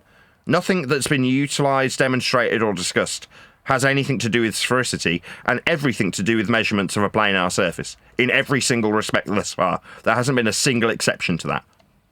No one's highlighted It has not been pointed out to him. Nobody's highlighted it. We're the only ones highlighting it. These will be way over our head, right? Right. The farther over our head. Oh my God, that's a vertical description, perpendicular to a plane, to be overhead. we go, the more of an angle we have. Angle, as in degree from the horizontal. All of these are flat Earth measurements that are going without saying. Well, the days of them going without saying are over. When you point out how an Earth measurement is functional, point out that it's only functional because you've got a plane of reference to describe the angle from, or the altitude from, or the distance with respect to. These are all flat Earth measurements. If they end the discussion, just one of these measurements that's been utilised could end the discussion immediately. Because without it, everything about the reified heliocentric worldview fails if you deny it. So if you say, okay, we're going to describe an angle, a degree from a plane, that's a flat Earth measurement. The minute Mr. Gordon rejects that measurement, his entire worldview fails because it's built on angular sizes and measurements from a plane. That's a perspective hijacking Earth curve mathematics for curve that they're describing going over, and an angular representation of a star-based system, as the celestial sphere, all measured with angles from a plane. So the fact that it's not being mentioned means the discussion/debate can continue like it's worthy. No, it isn't. It goes without saying all of these measurements are flat, so it's not being said. Those days are over. Start saying it. If you've got a measurement, doesn't matter what the measurement is. If it's reference to Earth, it's a flat Earth measurement. It's the only way we measure Earth. And we can see. Nathan, you hit it right in the head. If he breaks down these measurements to him like you're doing, and he rejects them, he rejects his globe. Yes. I agree. more and more and more of the building, the farther away we go. Farther away, as in a horizontal linear measurement of miles or kilometres. Do you know how far things are away? You need to have measured Earth flat to give you those values. Because of the angle. Because the angle is with respect to a planar surface. And less is being obstructed by the trees. It's not the globe. It's not the curvature, because the farther away you go, you would be less and less because we're going down and away. We're just going out, right? If we're going down and away, the angle would be getting worse. So if we're going down and away, you're describing a slope, Dave. Now, like their Earth curve mathematics, when they assume sphericity and then measure distance and altitude, yeah, that's a slope. Well, how do you measure slope? Rise over run, horizontal linear distance, and verticality deviation with respect to the distance. That's a slope. If there was, like they assert, a slope, then you'd need a horizontal mile to describe it with. In their simplistic version of their slope, they have what they suggest is a curve at 8 inches per mile squared. So in order to have this functionality play out in their fantasy of having a ball, they need a horizontal mile to square it. That's how Earth's measured, with horizontal linear distance in miles. But for the fact that we have flat Earth horizontal miles, we couldn't square them. So the prerequisite to suggest sphericity is flat Earth measurements. After explaining that, Flat Earth Dave turned the boat around. You're just believing, you're making excuses for your paradigm because you believe in your paradigm so much. There is a... No. He's using flat Earth measurements to believe in his paradigm. It's just you're not pointing them out to him, Dave. Shadow government, a shadow force that runs... And now layer on multiple bullshit layers that are completely irrelevant to the measurements you've whistled past. So Dave would rather go to, it's all a conspiracy, the government are lying to you, than, well, actually the government are telling you the truth because they've measured and surveyed every inch of Earth and it's all flat by way of measurement. What's that? You don't agree? Oh, well, how are you going to have an 8 inches per mile squared value if you reject that we've got a mile value measured? Answer, you can't. That would end this discussion immediately, wouldn't it? Our government. Do you believe in that? No. You don't believe in that at all? Who gives a crap what this kid, which is all he is, believes in? You think he's got some arbitration over this? No. Wow. The indoctrination is so strong. 700 people have been to space. Katy Perry has been to space. Katy Perry, if you asked her what she saw. First, Katy Perry is an MK Ultra mind control. What's going on? Oh my God. Now we sound like complete wankers, don't we? So suddenly some singers MK Ultra controlled. What's that got to do with Earth and its measurements? We've got distance, we've got altitude, we've got trajectory, and we've got a suggested space, sky vacuum. Why don't you address those things with measurements? Because then that ends the discussion. Because he'd be reliant on them. Who's off mute? Oh, I'm sorry. I didn't mean to do that. If you go to the measurements, it ends the discussion immediately. If you go to MK Ultra Katy Perry, you sound like a wanker. And the whole so let's take, there's a big YouTuber. I will say, though, through our screen. This guy has completely destroyed Dave because he's made him fall into absurdity. So at this moment, Dave has lost in the eyes of someone who's just clicking through. Yeah. And this guy isn't particularly sharp either. He would have never been able to get there if Dave could comprehend somehow about the measurements.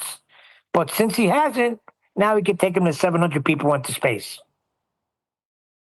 YouTube. Yeah. The channel's called Dude Perfect. I know him. He went up also. He also went up. Go watch my video on Dude Perfect. Go on my website. He went faked it, and they were literally telling. He went up, did he? As in vertically, with respect to horizontal at an altitude that we've measured. Going up is a flat Earth measurement. So when you say 700 people went up, oh well, then they all required a flat plane of reference to describe their altitude measurement then. Up is a planar description. But because Jack's not being called on his use of flat Earth measurements. He's getting away with using flat Earth measurements to believe in a reified ball. The minute you point out, well, to go up requires you have a planar measurement from surface or sea level, that's the end of the discussion. You can either say, well, I now reject up. Oh, really? Well, how are you going to describe these 700 people? Yeah, that's the end of the discussion, isn't it? Because you can't. Without these flat Earth measurements, the people we brace against have nothing to believe in. Telling us. They're like, this is unreal. They're using words like unreal. This is so... You think they're lying? Totally. No, I think they're using flat Earth measurements of up. That's what I think. Of course, what I think ends the discussion. What Dave thinks can leave you into a conspiratorial realm where Katy Perry's under mind control. 100%. Why would now, they do his that? buddies might be compartmentalized. They were so far away, they... Sorry, so far away? As in horizontal distance or perpendicular altitude? Yeah, these are flat Earth measurements, Dave. Might have believed that he's on that rocket. Why would he lie about that? By this standard, given that he went through the Black Swan poorly, 6 years after its first release, I would suggest that Dave will start talking about Earth being measured flat sometime in around 2034, something around there. Money and power. No, I can't buy that. It ain't just about money and power. It's about respect, Dave. I can't respect you. What is he, Tony Montana? First you make the money, then you get the power. Then you get the women. Is that projection? Never in my 'Cause life I'm felt pretty dumb. sure that's what he's about.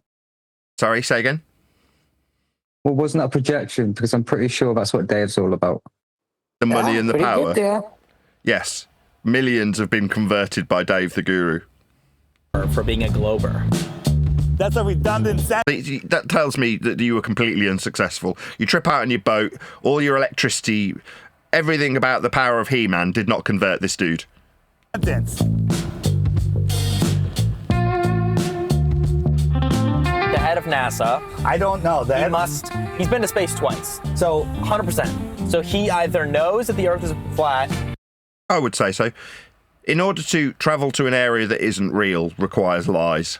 So if you say the head of NASA's been to Narnia, I immediately call that as lying. No, you can't go to space. There is no space. All of the measurements with respect to space are from a flat Earth. The heliocentric worldview requires being in a ball to describe orbital motion, the only thing that necessitates there being in outer space. So no, the guy who said he's been to space is a liar. It's the one thing that I will back Dave on. If Dave's about to say no, he's a liar, I'll agree with him. Or he's mind control. That's what you're saying. Yeah. You need a correspondent from Narnia for this? Yes. Sorry, can I hear refracted curvature, our Narnia correspondent coming through crackly? Yeah, the wardrobe has taken a hit from a terrorist faction and the Beaver clans. We're running a little bit of signal degradation, but we're expecting to have that back up soon. Sorry about that, Nathan. No problem. You're coming in a bit faster than normal, but that's obviously the pseudo-Riemannian bent space-time geometry messing up the transmission through the wardrobe. Every day when you wake up. I have to be here or I would be lying. Sorry, you'd be lying? Very good. I'm going to be in your head. You'd be like... Are you now, Dave? You're going to be in his head? Wow. Okay. Is he right? And then you're not going to want to look at it. You're going to keep yourself busy, and it's going to build up in you over time, over the years. It's going to build up in you, and it's going to be a problem. Like cholesterol or something? I don't want it to be a problem for you. Are you threatening him, Dave, or what? Is this a threat? I don't want this to become a problem. There's going to be a build-up of MK Ultra cholesterol. You need to be intellectually honest with yourself. Sorry, what's he got to be honest about? So far, he's used flat Earth measurements and not mentioned them. You've used flat Earth measurements and not mentioned them. What exactly has he got to be honest/dishonest about?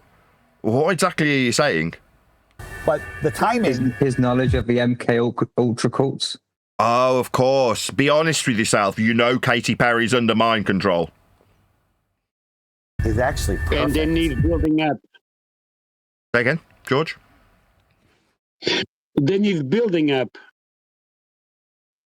Like piling. I still didn't catch what you said. One more time, George. Building up. Building up. Building up. Yeah. Yes, indeedy. The timing is perfect. Flat Earth is exploding. It is going to be the number one thing people talk about. They're going to try to distract us. How long? This is wishful thinking on Dave's part, isn't it? Yep. In like months. What? That's my opinion. They're really pushing right now for a big distraction with aliens and stuff. So this is the real sun up here. And that's how the sun's... What? Nathan, this guy literally had him at sea level on a boat, and now he's talking about aliens as a distraction. What the freak? Come on. So I do actually talk about this in my book, Measured Flat. So there's a chapter called The Offing, and it specifically references the expansion of the known territories and what we call aliens. So the aliens that are being described with a vertical reference to altitude, that is to say there's a suggestion that they come from an outer space region necessitated by a ball, is thwarted by the fact that we have expanded the known territories and found people there that we now describe, if they were to come to our area, as an alien. That's what aliens actually are. Now, going back a couple of 100 years, outer space was described horizontally. It was the area beyond the horizon that was uncharted. That was what outer space was. When they explored it, they found new worlds. That's what they called them. If you're an American, you'll be very familiar with the term because you still reference yourself in that terminology, as in being on the new world. Yeah? Same with third world countries. That's what was discovered in outer space, beyond the offing. That way, in our very recent history when we expanded the known territories and found aliens. People that look like us with a slightly different coloured skin. Shocking, isn't it? Check it out. It's in my book in the chapter called The Offing. Circles around. Dave showed me a few more demos, and then I called it quits. I don't know what's going to happen over the next few months. Maybe Dave has a trick up his sleeve. No, Dave doesn't have a trick up his sleeve, if I could say it. But I do. Hopefully I'll go out on a tour. I'm starting to mail out people with a newsletter about the new book, Measured Flat, as I just mentioned it. Hopefully a few people will have me on their shows. And unlike Dave, who's going to tell you that MK Ultra's to blame or that the NASA footage is fake, I'll be pointing out how every single measurement of Earth in all circumstances is flat. There's no getting away with it when I go out there. And I will. That'll be what comes in the future. You'll see me in similar circumstances to Dave, doing similar things to Dave, but talking about how flat Earth is measured. And there won't be any rebuttal. Certainly did. When you take the time like that, just give it a little wave, it starts to change into the ace. Yeah, you are a demon. I showed him some magic to lighten the mood. You just go, I'm going for a run. And I got out of there. That is Flat Earth Dave, everybody.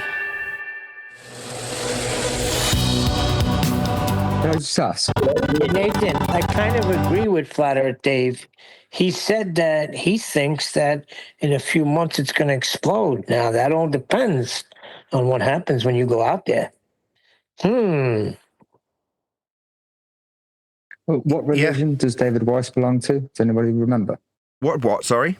What does he belong to? What? Heliocentrism. What religion does David Weiss belong to? I mean, he says he's a Christian, but he's Jewish. I have no further questions. That is a freaking, what do you call that? Paradoxical? Well, this isn't really relevant. I don't really understand what you're having a jab for. Who cares what religion he is? I didn't have a jab. I just asked a question. Oh. But with what relevance? Would it matter if he was Muslim, Hindu, Jewish, Christian? Who cares? Well, depending on what religion is, would set his moral framework. Okay. Excuse me. I can kind of elaborate.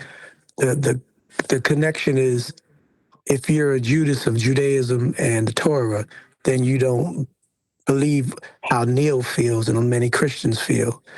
So it's a double talk to be known to be Jewish and to practice Jewish, but then self-proclaim to be Christian or vice versa. Same thing with saying you're a flat earther, but then you're double talking and doing what he's doing right now with the young man. I think that's the correlate. This has become a glorified ad hom. Yes, it is. Correct. This is just a glorified ad hom. Not that Dave's responding to a particular point of argumentation from us, but I don't see this is a personal attack. Who gives a shit what religion he is? I couldn't care less. Dave said it's going to blow up in a few months. Oh, hold on, George. Go ahead, Neil, then George. Dave said it's going to blow up in a few months, and you just happen to be going on tour. Once you get invited somewhere, it'll cause a chain reaction. I'm starting to think how Dave's thinking. I'm with you, Dave. That's if anybody has me. It might be the case that I send out 100 emails and no one has me on their show. You never know. Right, I think we're pretty much done. Is there anything anyone else wants to add? Because that's the end of the video. I will share it so that people can actually pop along to Jack Gordon's video. Oh, just one sec, I'll just do this plug. So the video is called I Spent 24 Hours with the Flat Earth Leader, and it's by Jack Gordon.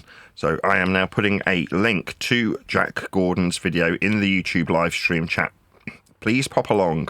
We will stay live a little bit longer, obviously come back. But if you are in the live stream chat as we speak, please let Jack Gordon know at Nathan Oakley 1980 sent me with a polite comment that doesn't immediately get removed by the YouTube algorithmic bots or indeed by Jack Gordon himself. So there's currently 70 people watching. Hopefully 2 or 3 of you can pop along to Jack Gordon's video and just let him know that we've covered his video. Go ahead. I was going to say, maybe you should send an email out to this Jack Gordon fellow. It seems as if he's willing to engage with flat earthers.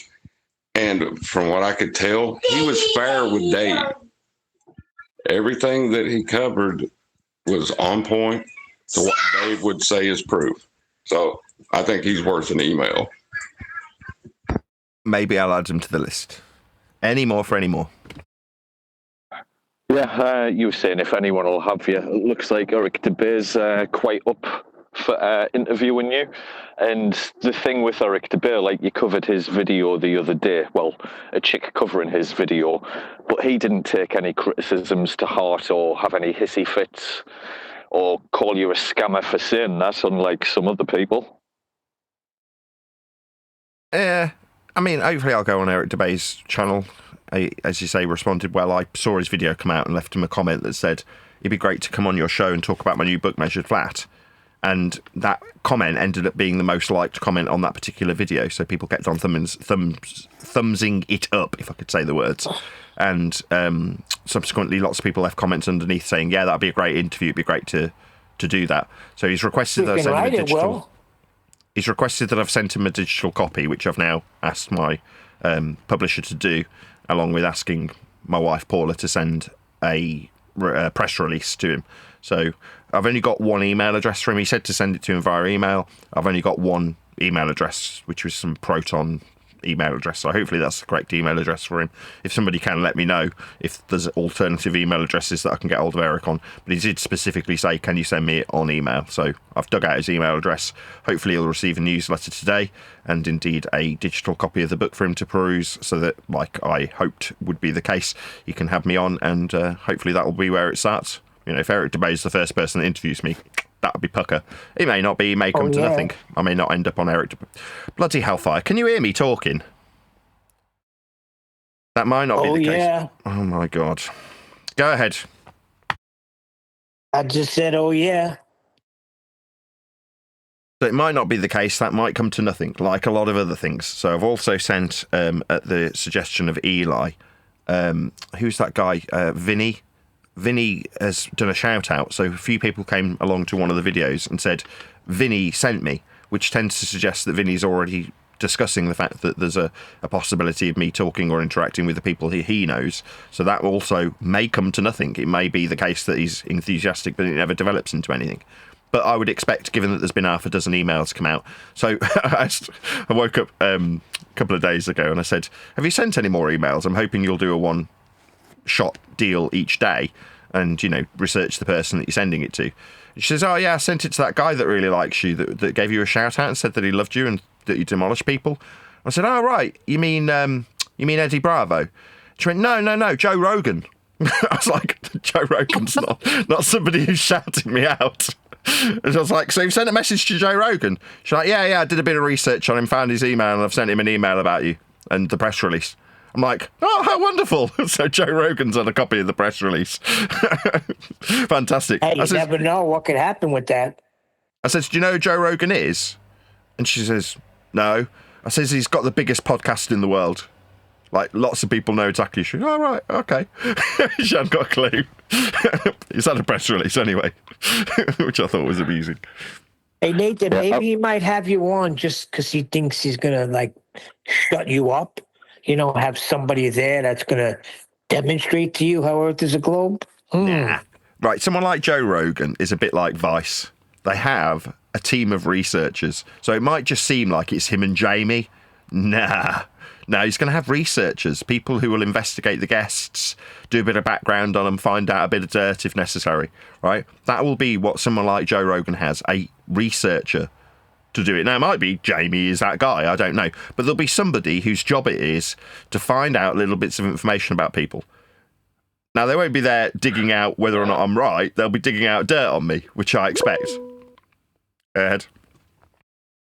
I was a little bit of a naysayer about that. Well, just in the sense that of all the people on the list, it might be the least likely, but it's well worthwhile casting into that pond.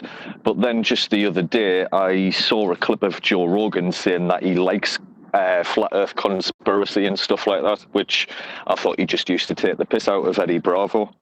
But he's actually interested. It might just be for the piss take fact. But yep. Yeah, he's keener about it than I am. I realised. If you believe it's Providence, then wouldn't that be something if you wound up on his show breaking down the measurements of flat Earth? Wow. Well, like you say, you can only cast your net out and hope that you find a fish. We will see. Any other comments? If not, I'm going to round out the live show. Nope. With that, I will say, if you are watching this on either Nathan Oakley 1980 or Nathan Oakley Programming Streams, then stay tuned, as there will be an after show to follow. Or you're going to say, whoa, Earth is flat, because it's measured like that.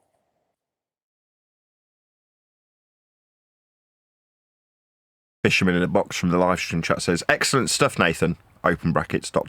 Poor Dave. Close brackets.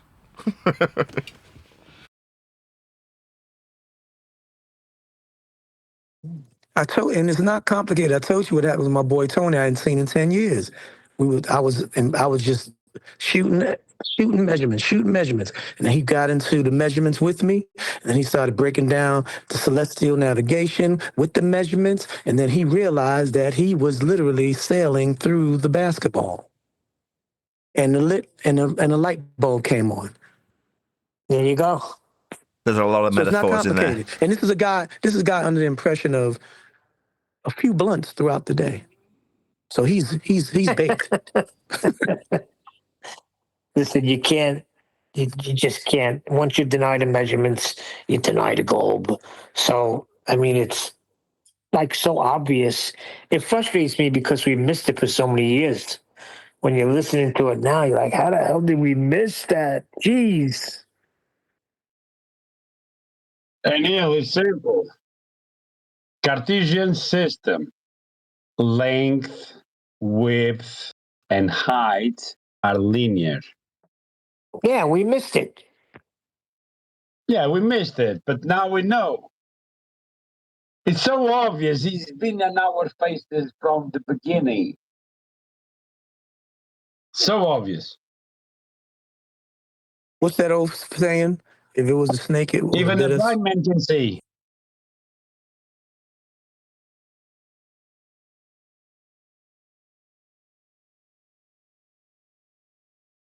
Yeah, if the measurements had teeth, they would have bit us. Well, the way they got around it, right, is the respect for the plane of reference goes without saying, as Nathan has said. So they just moved the argument down a few places and started there. So where the default was from is a globe. Yep. And this is how we know, right? So right, we were looking for the curve, right?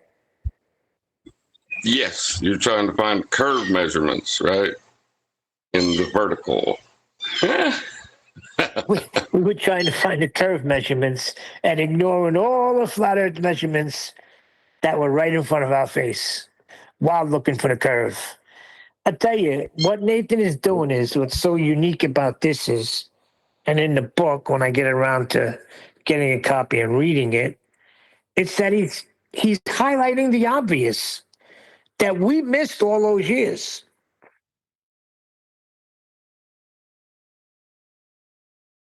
Yeah. And he is not right. There's not a talking about measurements. Sorry, Eli. and there is a progression. Like when I first read it,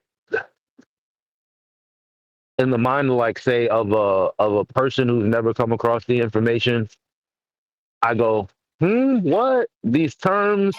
But the more you read, there is a progression, and it's like your mind begins to understand it because it's coherent and it's going step by step, and it's actually increasing in the sense it makes because it's consistent. And then it's like, look at this consistency here. Oh, look at it here. And it begins to come together as it gets more complex. I like that. What chapter are you up to? Oh, shit. Am I? No, the chapter after Coriolis. Like, I just got done with Coriolis. Oh, shit is a nice chapter. It's my favorite as well. Which one? It's funny. Oh, sorry. Which is your favorite, George? The oh shit.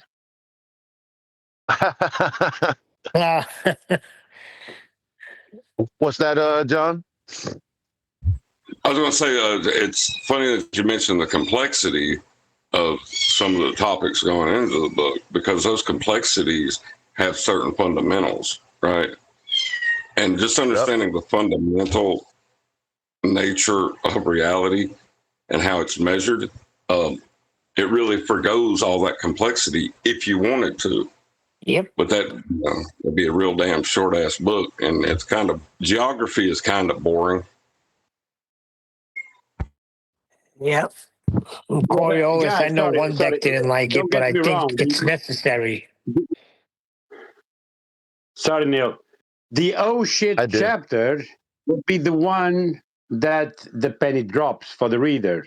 The one that he says, oh shit. So it's being measured flat all along. So it doesn't matter which chapter you are, the first or the last one. It's the turning point. So you think he should add a chapter called "Oh shit"?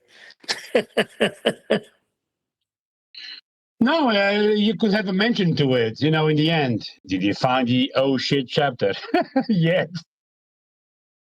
Did you find the "Oh shit" chapter yet?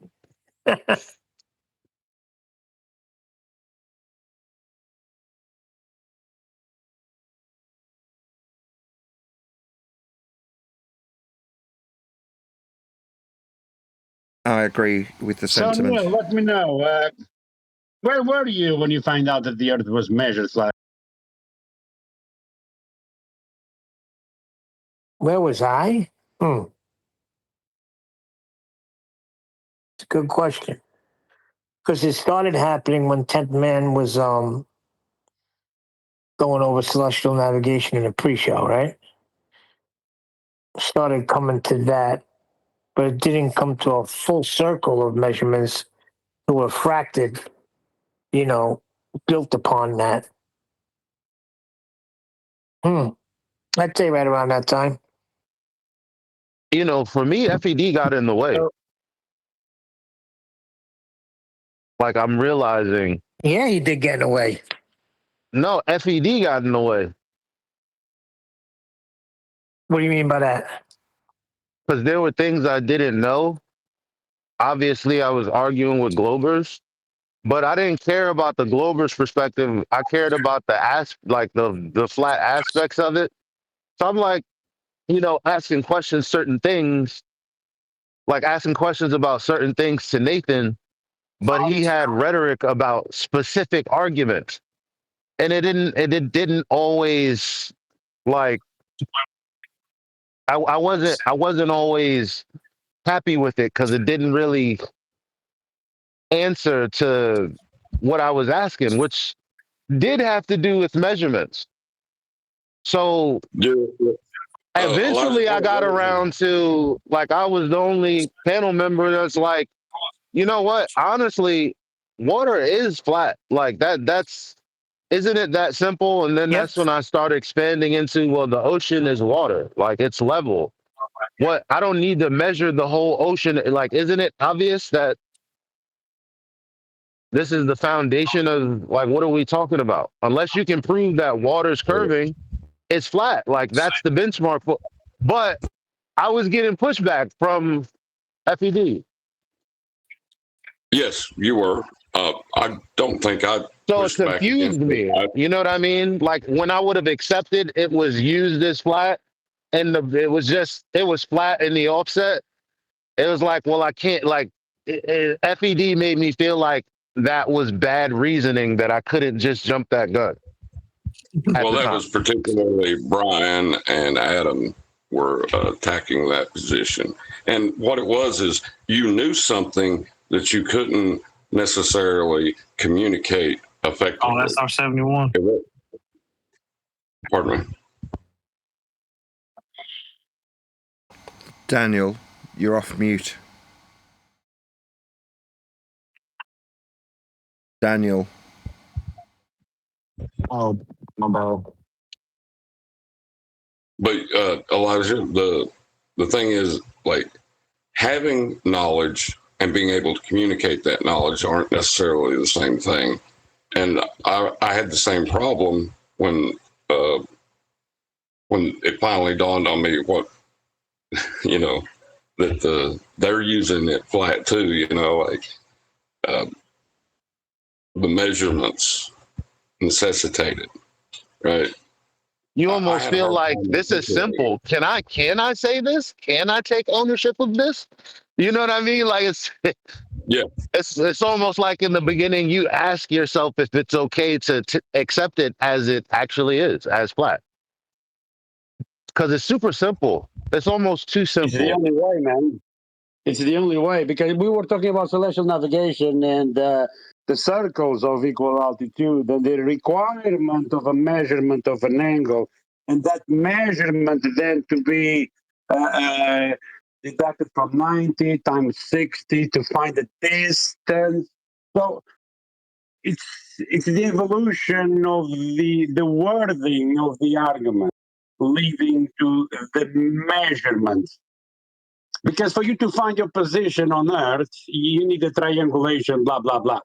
But all of that is placed on a Cartesian system for navigation. And that Cartesian system is what? Is length, width, and height, isn't it? It's the GPS position. So all of that is flat Earth measurement. Stagoli, you're off mute. We can't hear what George is saying. Yeah, if you want to do that, get a mic. Hello? Like I'll get you a check. Stagoli? Yeah. Hello? 8 divided by 2. Oh my God. So right now. Can't we just mute him?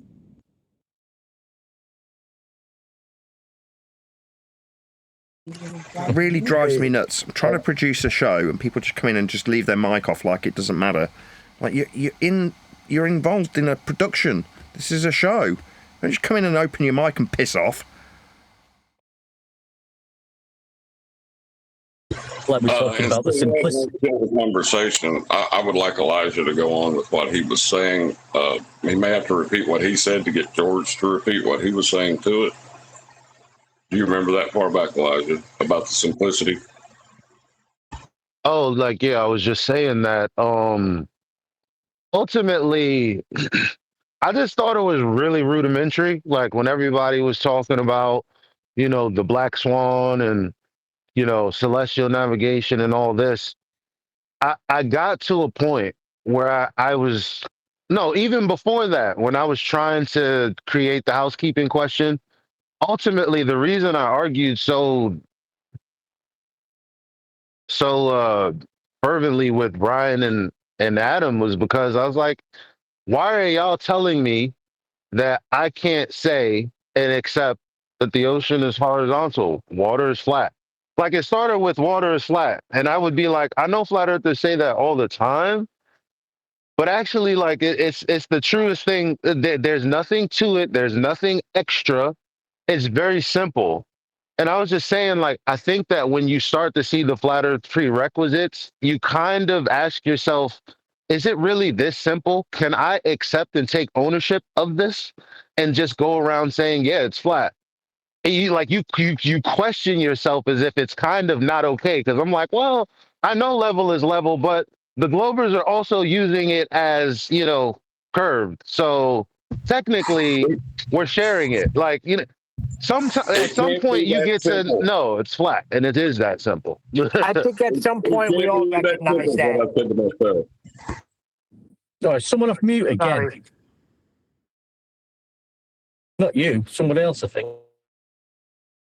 Yeah, John, just respond to Eli. Yeah, it can't be that simple, is what I said to myself when I first seen it everywhere.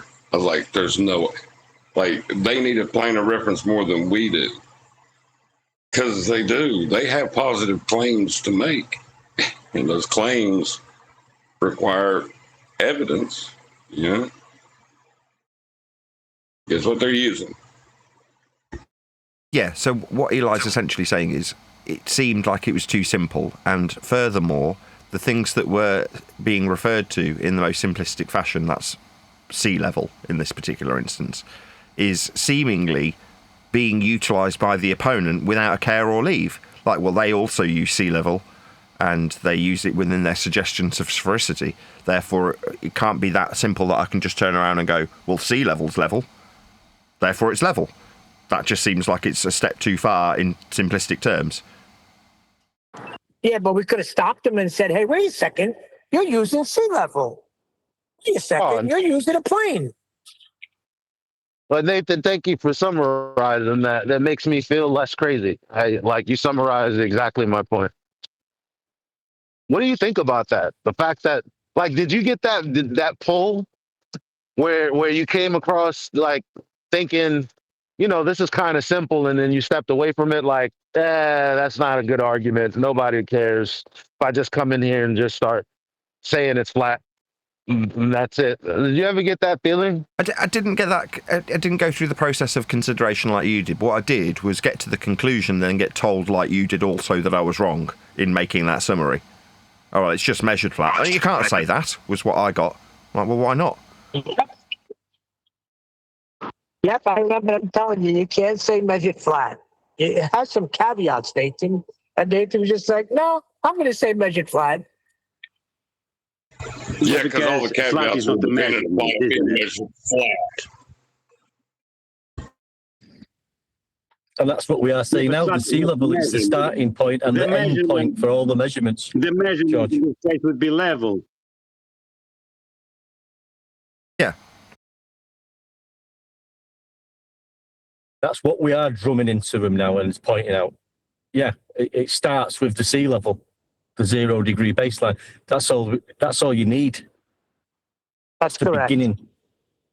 Yeah, but these people have a problem. It was being contested. If you use the word water level, everything is fine. But if you use the word water flat, it's a problem. Nah, it was being contested. People still wanted to be gurus. So that's why they did not want measured flat in there at all. And some people want the argument. This is what I was saying before. In every single circumstance, back in the day when we were describing celestial navigation with dead men and all the guys, the development of the conversation led to the measurements. Look, I'm getting stuck with freaking old people. Because the fact he was accused of being a freaking liar. That's the third time you've talked straight through George. Bloody hell. Can you hear him? No, he's talking to me, all right? Enough with that shit.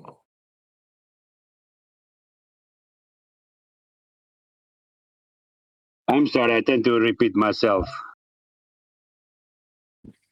I think it might be because you're in. What is coming in? It doesn't come through to 2 seconds later. All right? Yeah. What the fuck? There's a delay. There's a delay on Discord, so you've done it to me a couple of times, George, by accident. But I think it's because it's a All delay. I'm trying to say is John was accused of being a fucking liar when he started talking about the measurements. Is that so fucking hard?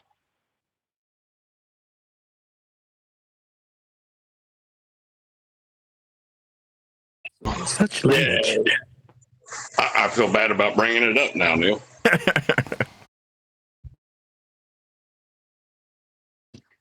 But it all does come down to simplicity, and I've told you this That's before. not a debate.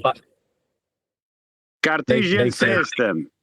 The Cartesian system we use for navigation with lines of longitude and latitude for us to find our position in the world. The system itself, like the name says, is Cartesian, is length, width, and height. It's 3D. It's a GPS positioning. That requires the measurements of Earth. Otherwise, you cannot find your position on Earth if you don't have the measurements. You need to measure whatever, longitude, latitude, circles of equal altitude, like triangulation. Those, for you to be able to do that, you need to measure something, and the measurement is going to lead to your position on Earth based on the Cartesian system. That's why the Earth measures flat. That was the next step to admit that it's actually measured flat. And could we be clear that the longitudinal will be the leveled horizontal linear distance, and then the altitudinal will be the angle going vertical? They come up altitude, out longitude, correct? Just to be clear? Mr. Marshall, do you kill her 20? To be clear, from where you are, your GP, am I right? Longitudinal means out. Where you're at, your longitude and latitude would be your directly overhead. Now, if you're trying to find some other place with respect to where you are, that's when you would start doing what you're talking about. Yeah, longitude would be how far ahead or behind you are from the meridian, Greenwich Mean Time. Yeah, so longitude will be if you are ahead of the meridian or behind the meridian plus 1 hour or 2 or the same time zone. Now your latitude will be an elevation angle to Polaris. So if you can see the sun in the sky and you can measure the angle of the sun between north and the sun, which is a bearing, there's another name for it. It's only a bearing if you're following on that direction. Anyway, you can find the angle of elevation of the sun and the position from north. So you'll find your position on Earth. Yeah, but before you start doing any form of triangulation or celestial navigation, where you will be using triangles, right? Before you do that with the Glover and go through those steps, you need to figure out if they know what an angle is to begin. The elevation angle is their first hurdle. Don't let them skip past it. No, sunrise and sunsets prove a globe. Don't you know that? Yes, But you don't let them skip past sea level. Yeah. That's the, you don't. Rising and setting It's is with respect to a plane. It's got an R in it. Yeah, to rise or to set is to describe something in the vertical with respect to a plane. Oh dear, again? Or to put it another way, sunrise and sunset only work on a plane. I actually heard that the other day. I was cracking up on the Uncut and After Show. I used to tell them that sunrise and sunset are rhetorical devices used to describe the elevation angle of the sun as it passes through the day. Yeah. Yeah, they'll comprehend that, all right. G and G, yeah.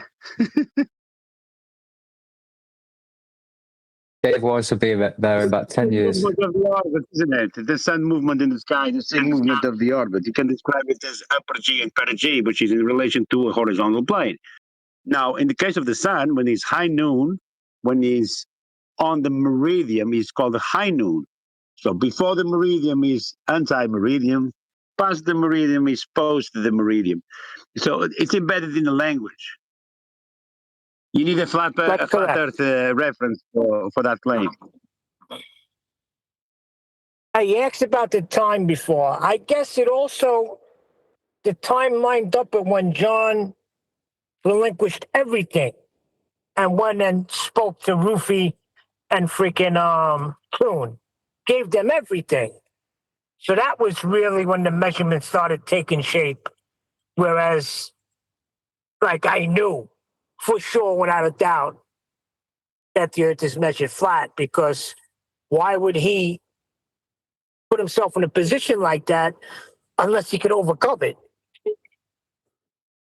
I don't know. It was your poem for me, mate. All the roads lead to a flat Earth.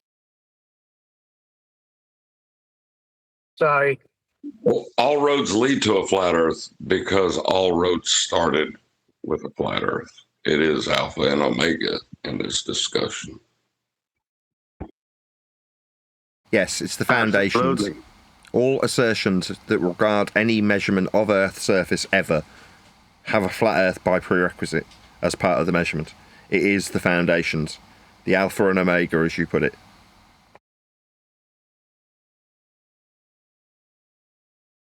The beginning and the end.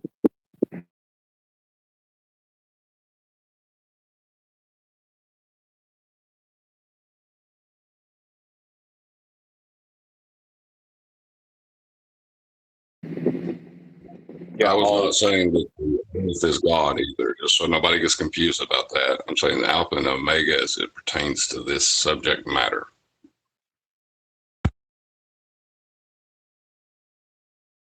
Yeah, I'm with you. I'm with you.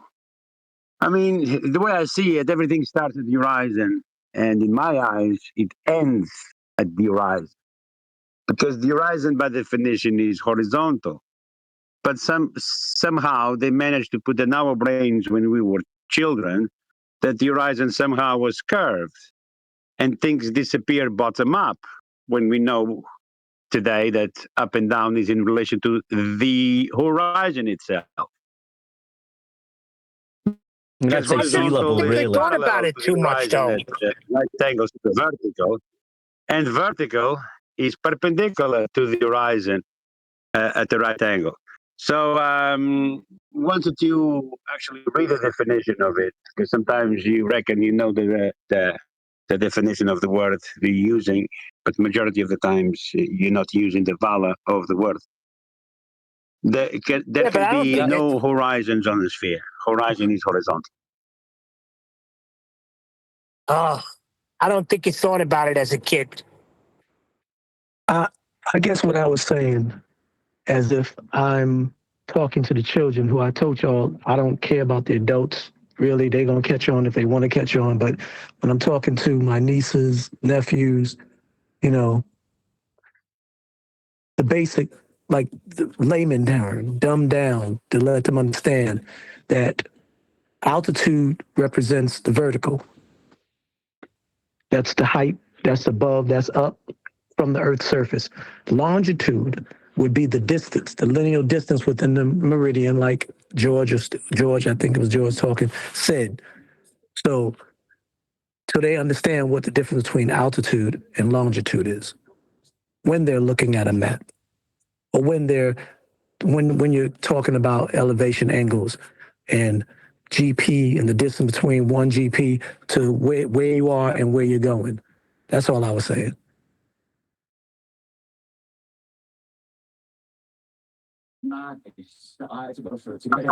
Yeah, when they measure, for example, 22 degrees north, you aim at north and you measure 22 degrees from north, and you go on that vector. It's called a azimuth. Yeah, and it's a straight line from point A to point B. There is no tricks in navigation. Yeah, but what are you going to do when you go to the south and then you go to hit the angle and the stars are rotating in the opposite direction. What are you going to do then, flat earther? South is south is a flat Earth direction. Or ignoring that. Okay.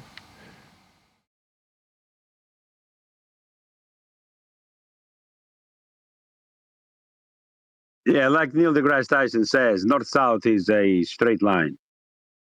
He doesn't say a horizontal line. He says it's a straight line.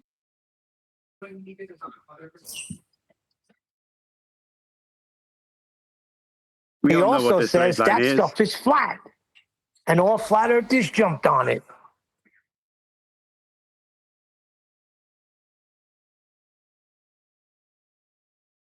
The Neil shortest deGrasse distance Tyson between 2 say points it's is not flat. the curve. Look.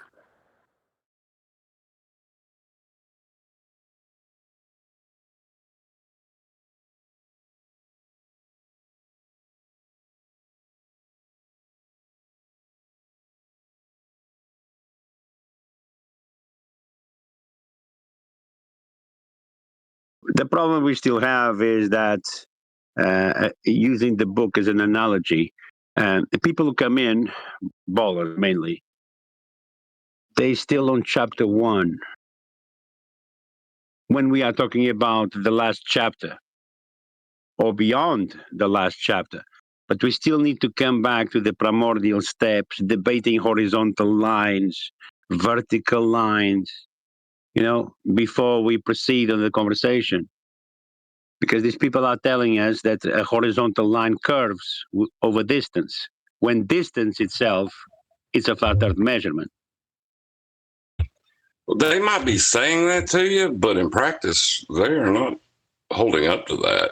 I mean, you can just look at the Earth curve calculator to see that they're using horizontal distance as a linear, not curving. Yeah, I'm with you. I'm with you. The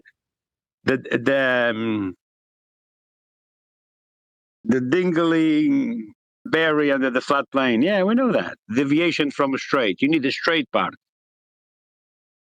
And they admit that they need a straight part, but it's just locally straight. Yeah, but at the point that you say locally straight, you can see that it is straight. Well, yeah, the word local is redundant.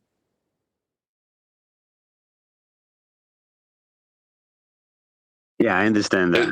They concede the argument and then they still want to argue. That's the problem. They concede to it, but then they want to say, but. There ain't no buts to it.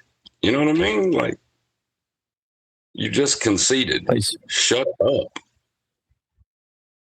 It's going to come down to they're going to say sea level's curve. That's what it'll come down to. Fucking hell, George.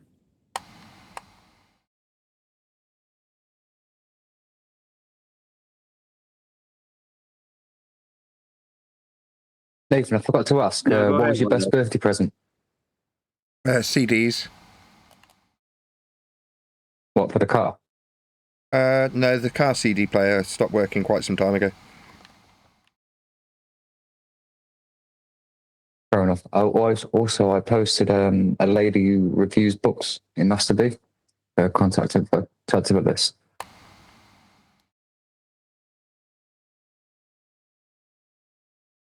Hey, do you guys think that guy we just watched was fair with Dave? Because I think he was.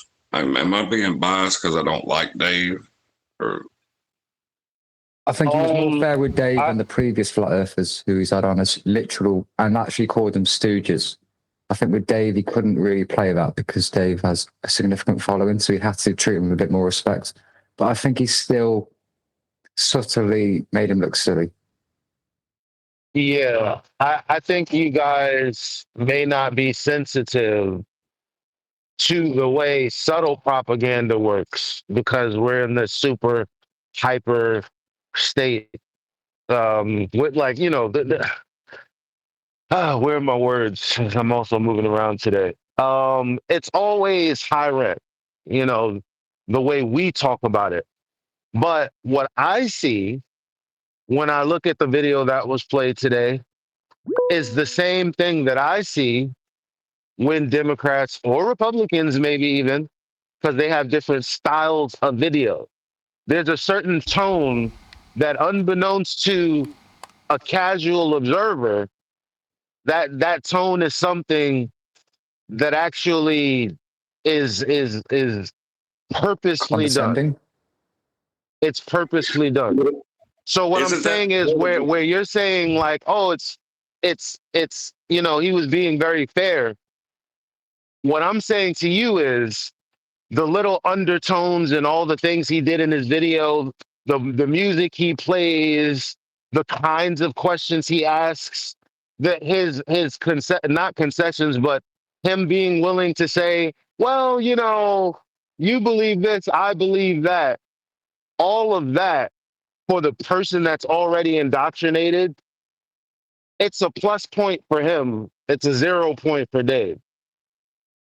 Well, see, the thing is, the subtle propaganda that he may have added, which I won't disagree with, didn't really affect the point that Dave never introduced any evidence when he was on camera.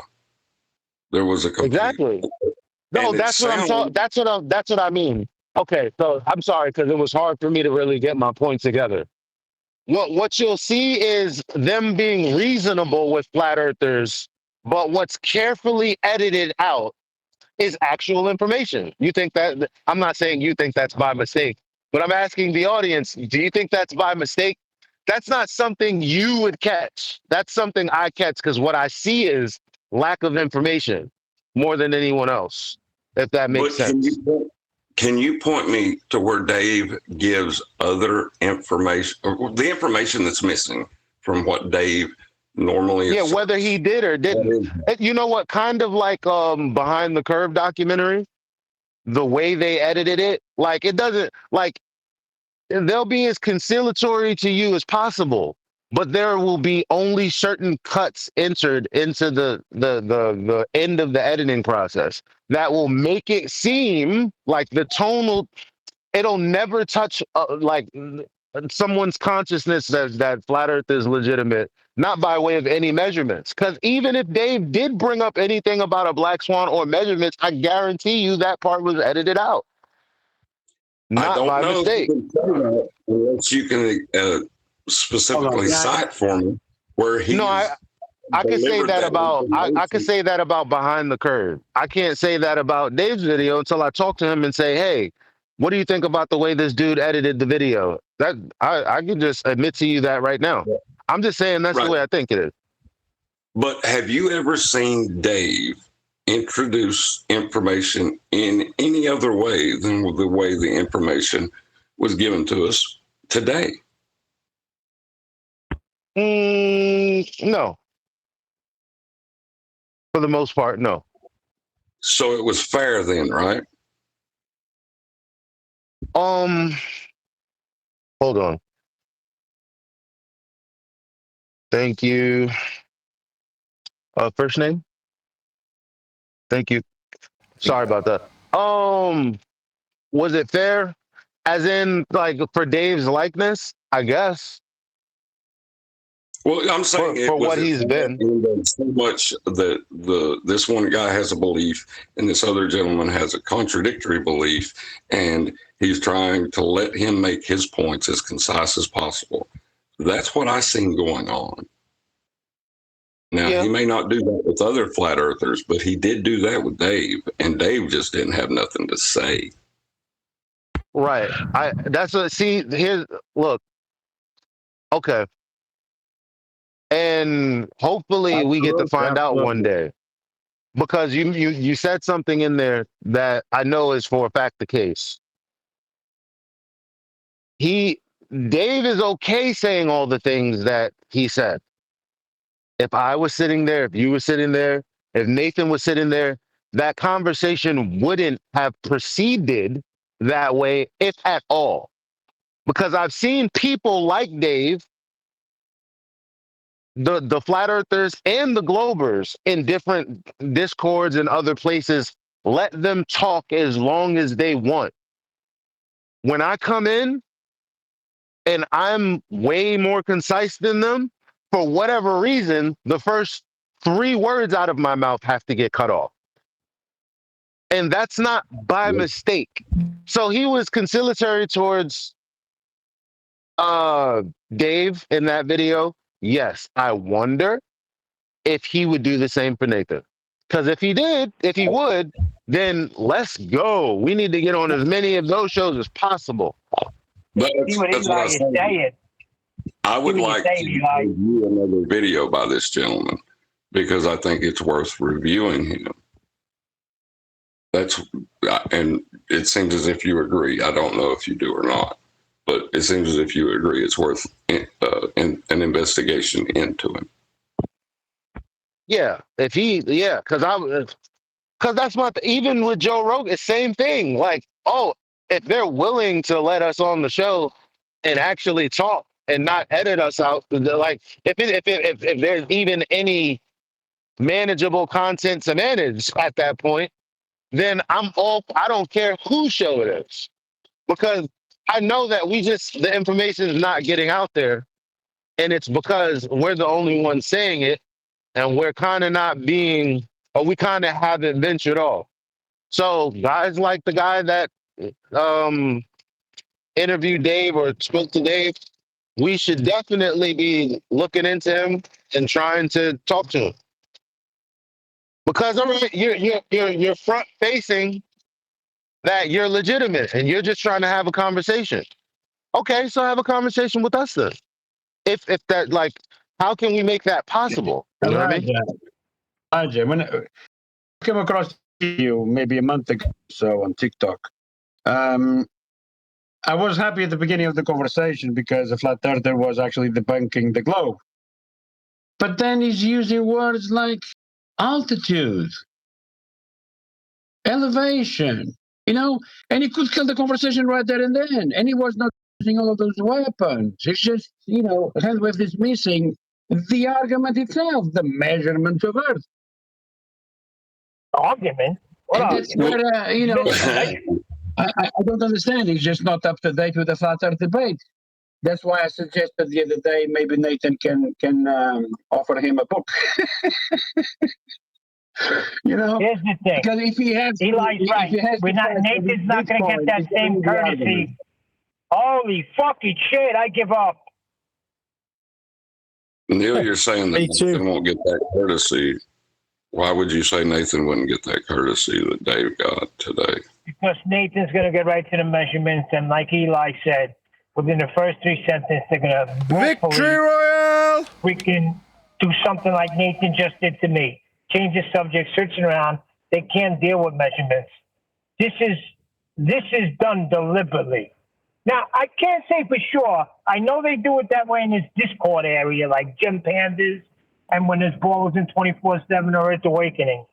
So I don't know for sure if they'll do it on something like Dave just had. But if they do, wow. And if they don't, wow. Well, That's you know what what? I'm saying. As I'm rolling behind a garbage truck and some other industrial, they're all beeping and stuff. I can't even hear myself, but y'all can hear me. Anyway, okay, so you know what? What I think is, like, people like him, people that make content, because Nathan is like him, he makes content, right? That guy's going to have his own show. He's going to have his own rhetoric or questions to ask.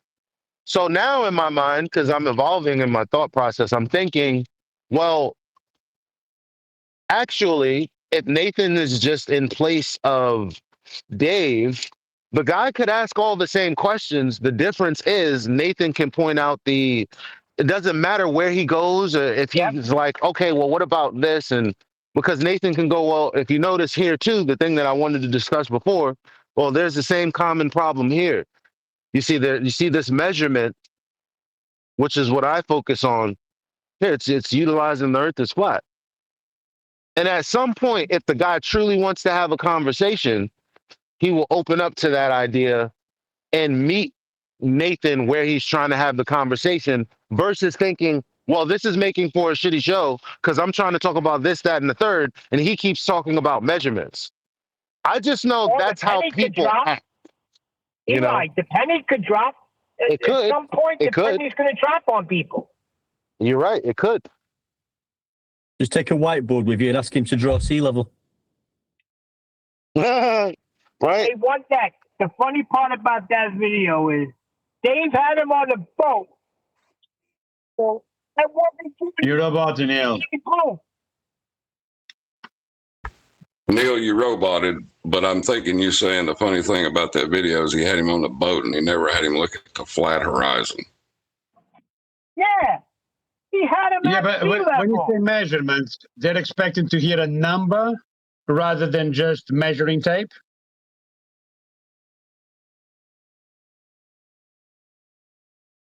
Okay, 50. 40. Well, it's all about zero, right? The angle of zero. The reference. What are we referencing? And in order to have zero, you have to have a line Yeah. at least 2 points. Hold on. Am I still roboting? No. No, you sound good now. Okay.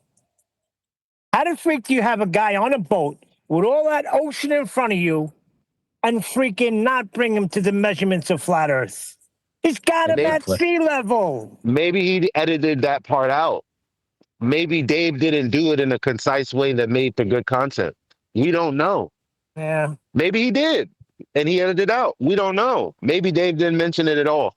I find that hard to believe because Dave does talk about the Black Swan. More's the pity. But he talked about the black swan, and then he addressed refraction as if it was a culpable answer, right?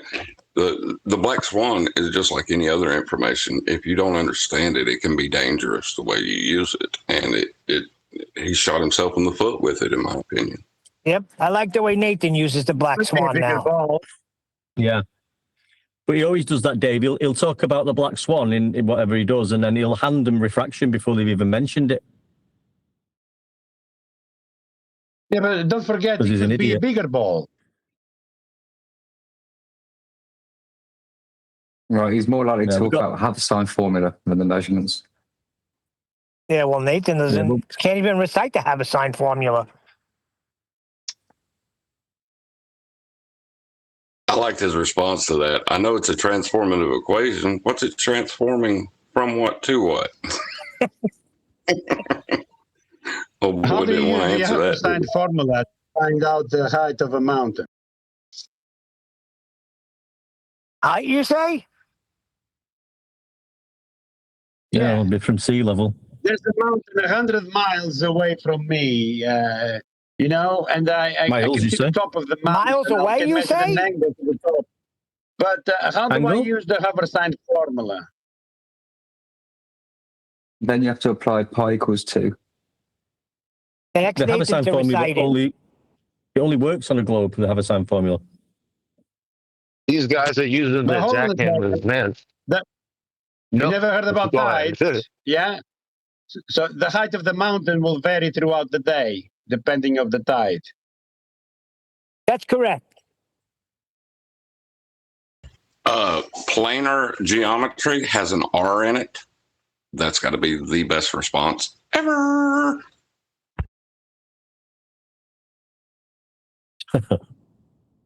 It is. Look, see what I'm. No. I'm so glad that I don't have to mute and unmute, and I could just leave my line wide open, No, so you I can can't. respond in real time. It's been open for the last 2 minutes. Yeah, that's why we're getting all this feedback, and I'm getting freaking yelled at. Probably because of your No, headphones. that's not true. All right, go on mute and see if there's any feedback. I'm going 15 miles an hour right now through a construction site. Eli, you'd be a good salesman for these people. Actually, I met a lovely woman who actually makes thousands off of user-generated content, and she suggested the way that I talk about certain products, I may as well put something out there, and she'll teach me how to make some money from it. So, yeah, you could do a before and after. Grab any old video from, let's say, a month ago.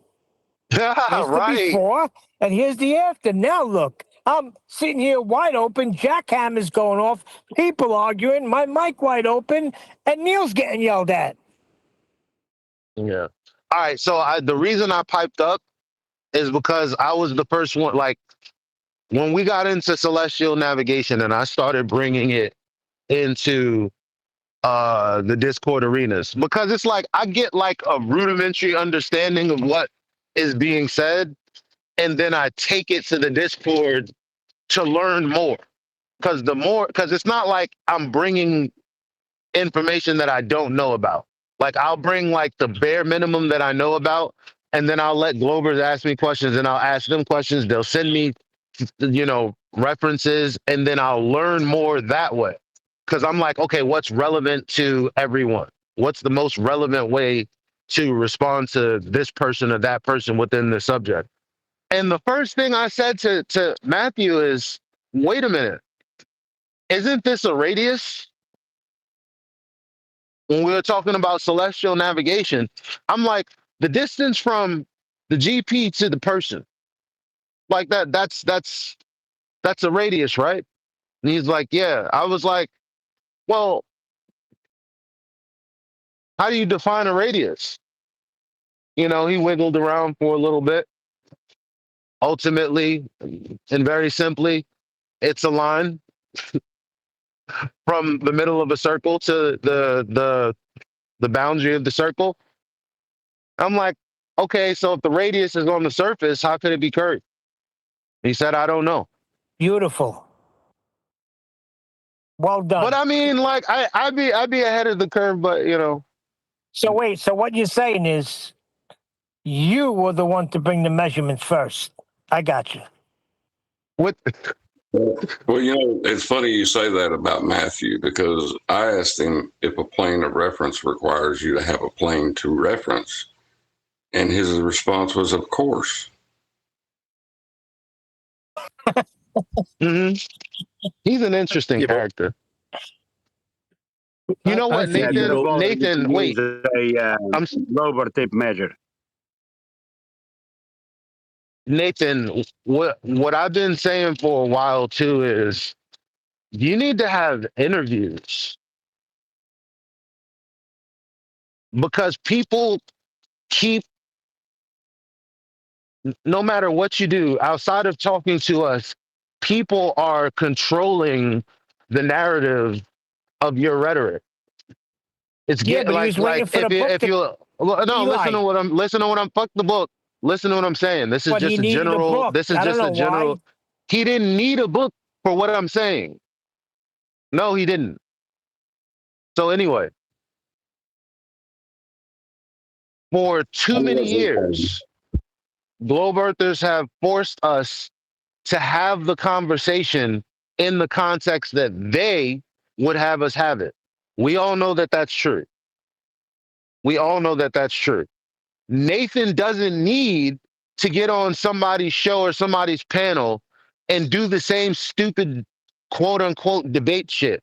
He needs somebody that will have a conversation with him like Joe Rogan.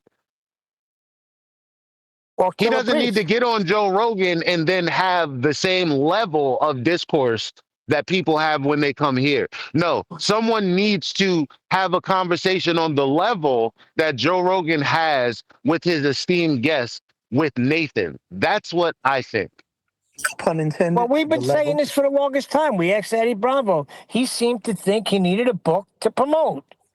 We used to ask him for the longest time. You got an open invitation from freaking Eddie Bravo. What are you waiting for? So ask Nathan. Nathan's right that you have to be selling something, right? And before, he would have been selling the show and himself as a product. He didn't, it's not, I don't think that he didn't think he had faith in his show. He just didn't think that other people would accept it. But now that he has a product, he's willing to do those things. I can kind of understand his point, but I see yours, Elijah, because he's not selling FED and not putting it out there. He's allowing other people to do it on his behalf. Is that your point? Well, no, my main point is that all flat earthers are rerouted into having the conversation like how they do in modern day debates. That's what I'm saying. Then they'll try to make you look like people look on what's his name, McKeegan, those people show. Then they just mute you and say, "Oh, he didn't answer any questions." It never is just.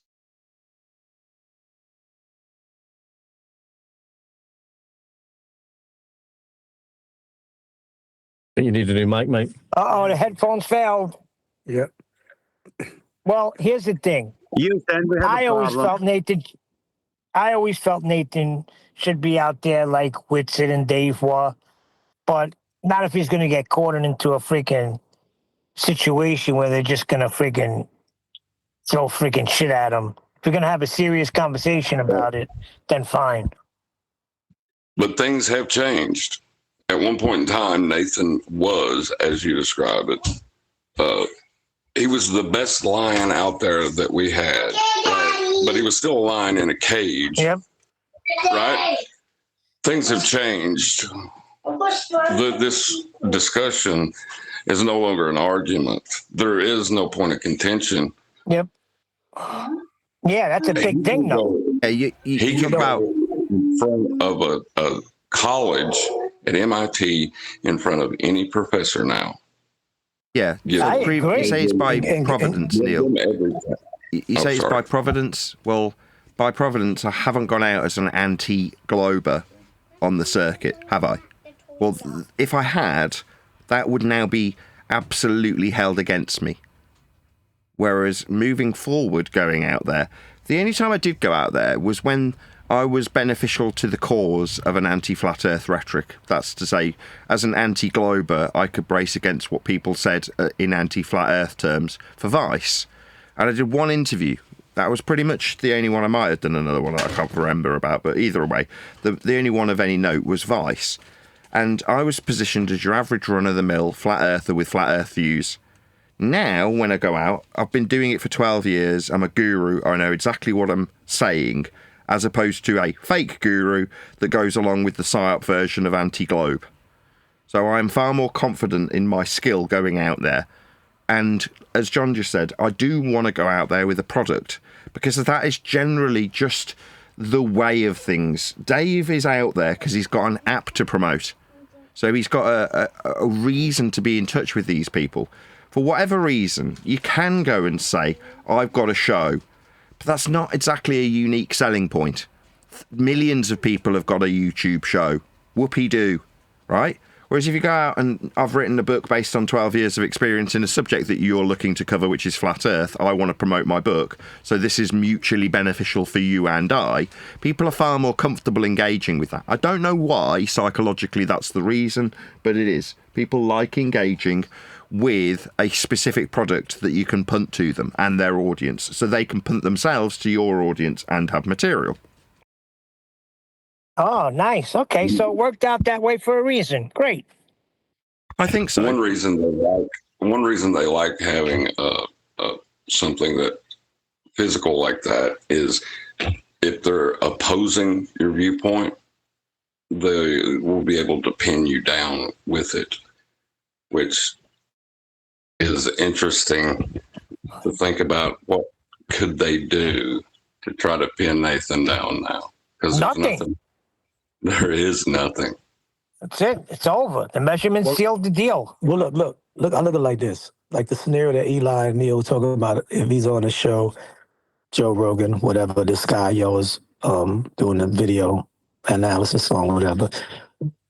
The way Nathan is spitting his bars, as we would say, Eli, spitting bars, the only thing you would hear after editing was, yes, my name is Nathan Oakley. Oh, thanks for having me. And applauds. That's all you would hear if they're going to mute him for everything he responds or anything that he brings to the table to initiate the conversation, because he's not going to do like Dave and start entertaining the feast of nonsense bullcrap. Everything will be strictly to the measurements. So if they don't want to hear that, or that puts a cramp in their audience style or their style or whatever, or they're up to their shenanigans and they're not ingenuously wanting to do what Nathan just said, is benefit their show by discussing a book, which is a product that somebody's bringing, whether it's their personal life or whether it's about an experience or whether it's about a subject matter. If they edit it, you won't hear but 3 words. I see what you're saying. You see what I'm saying? Well, just imagine musician interviews. You don't see, and now on Jonathan Ross's show, Coldplay. And then Coldplay come on and they go, what have you got going on? Oh, nothing. We made some albums 10 years ago. It's always, and now welcome to the stage, Coldplay. And then they sit down for the interview. And how is it going for you guys? Fantastic. We've got a new album out. It just feels right when that occurs. You don't see Madonna sitting down with Parkinson going, hello, I'm just here because I'm Madonna. She's in front of him because she's got a new album to promote. That's how it works. Stephen King isn't sat in front of somebody just being Stephen King. He's in front of somebody because he's got a new book out. That's correct. And like you said, there's a reason for it. Providence, whatever you want to call it. Now's the time. So beautiful. I think previously I would have been caught out. There'd have been certain subjects that I didn't know how to get around them. When by get around them, I mean defeat the suggestion that sphericity is at play with an anti-spherical rhetoric, which I hadn't learnt yet. You have to reach a point where you go, I need to fundamentally undermine every single aspect of the old school way of doing things, the anti-globe way of doing things. And by fortunates, by provenance, whatever word you want to use, I'm in a position now where I can say everything we do on the show to date, for the last 6 months and into the future, will always be completely geared around one single fact, and that's the measurements. It will never change. That will be refined, but when we came to do 6 months ago, 12 months ago, 6 years ago, 10 years ago, an aspect of flat earthing, like it was the most important thing we'd ever discovered. Like, when you first come across We See Too Far, that seems like, in the mind's eye of the person who discovers it and understands it, like that's going to change the frickin' world. And it doesn't. Now, if you come up with more and more complex arguments for undermining heliocentrism, each time you do, you think this is the be-all and end-all. This time next year, there'll be 1 million flat earthers as a result of this information. And it has never, ever panned out. I noticed that Dave has clung to the same rhetoric that this time next year, there'll be 1 million flat earthers. He's been clinging to that since day one. I remember JLB used to take the piss out of him for it, saying, oh, you said last year, this time this year, there'll be 1 bazillion flat earthers. It'll be it'll take over the world. He's been saying that for 10 years. Right? Yeah, but now you got a book out, and now you're going to be making a little tour, and you never know. I do know one thing. They won't be able to pin him down like they did Dave. That's correct. It's no longer a case of we have this lion and we're going to whip him a little bit for the and you don't think that that's going to create waves, John? Just the fact that they will not be able to pin him down like they've pinned every other freaking flat earther down. You don't think that's going to create waves? I think everything that we do here has a ripple. I'm sorry.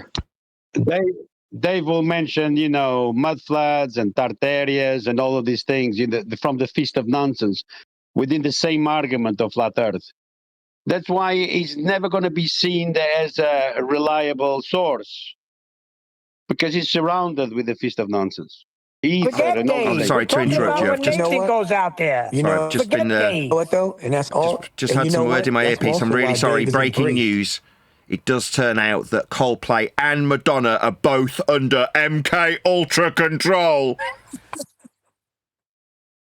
Doesn't matter about freaking flat Earth Dave. He's not a flat earther. He does not know for sure without a doubt that Earth is flat. If he did, he would be talking about how it's measured. That's how he knows. He doesn't. He's a freaking moron. Now we have Nathan Oakley coming out with his new book, demonstrating and explaining to everybody who will have him how Earth is fucking measured.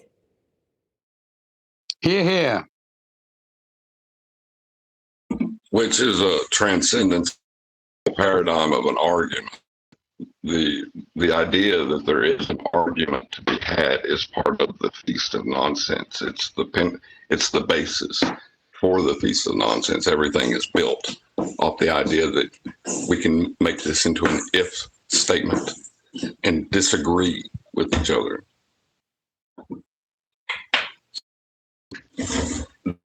Argument, if it is had, means that we have failed in our message. That's correct. But we know it's no argument now. Now we're just talking strictly about how Earth is measured by everyone, even to get this globe that you think there's a debate about. Look, Neil, I am a flat earther, proud to be a flat earther. When I see videos of this guy, David, I don't take him seriously because the argument that he's having or trying to have is not the same as ours. It's not up to date. And that is why he is embraced. That's why he's embraced. This is the second time and third time that George has referred to this shit as an argument. You're starting to piss me off. What argument are you freaking talking about, George?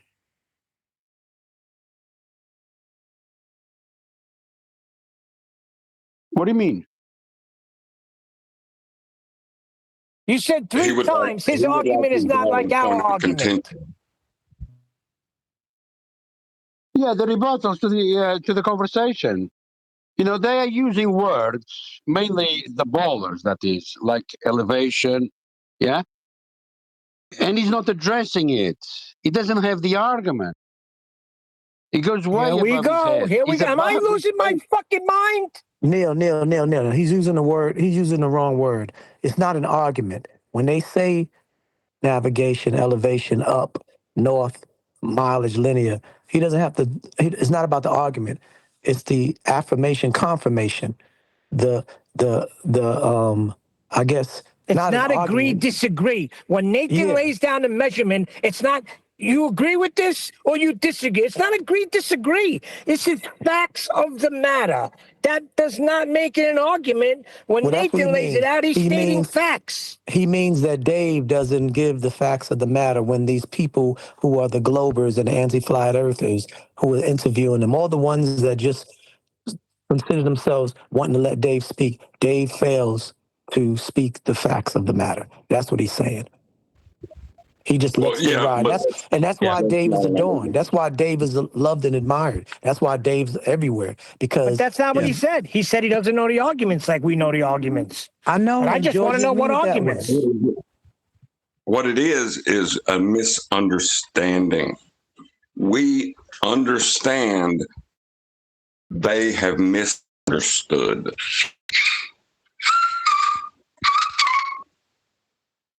Are you okay? What's happening? It's not a disagreement. It's a misunderstanding. And we know what their misunderstanding is. And when you know what the word understand means, then you would understand what John is saying about the miss and the understanding. I understand. We've come to the conclusion. Understood. And we understand that the measurements are the solidified, final. They don't understand that. Okay. They think it has to do with all these other things outside of the measurements, even though they mention everything about measurements, but they still have to go back to, all of the Feast of Nonsense little aspects that is entertaining. Remember I said before, what we say is kind of concise and boring. It's right to the point.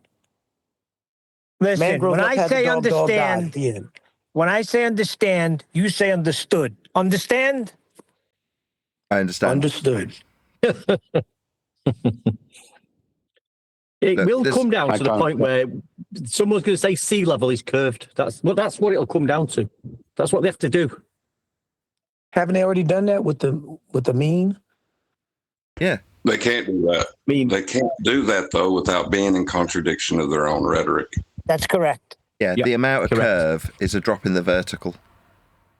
So to describe the curve, if there is one, requires the axiomatic principle of the horizontality, with measured distance attached to it hold true. You can't bend the reference that you describe the curve with. The reference you describe the curve with is a horizontal plane of reference with a measured mile attachment.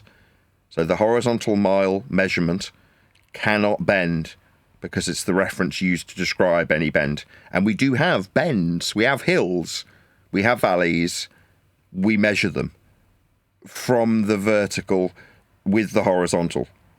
So when you're describing the deviation, you need that axiom to stand true.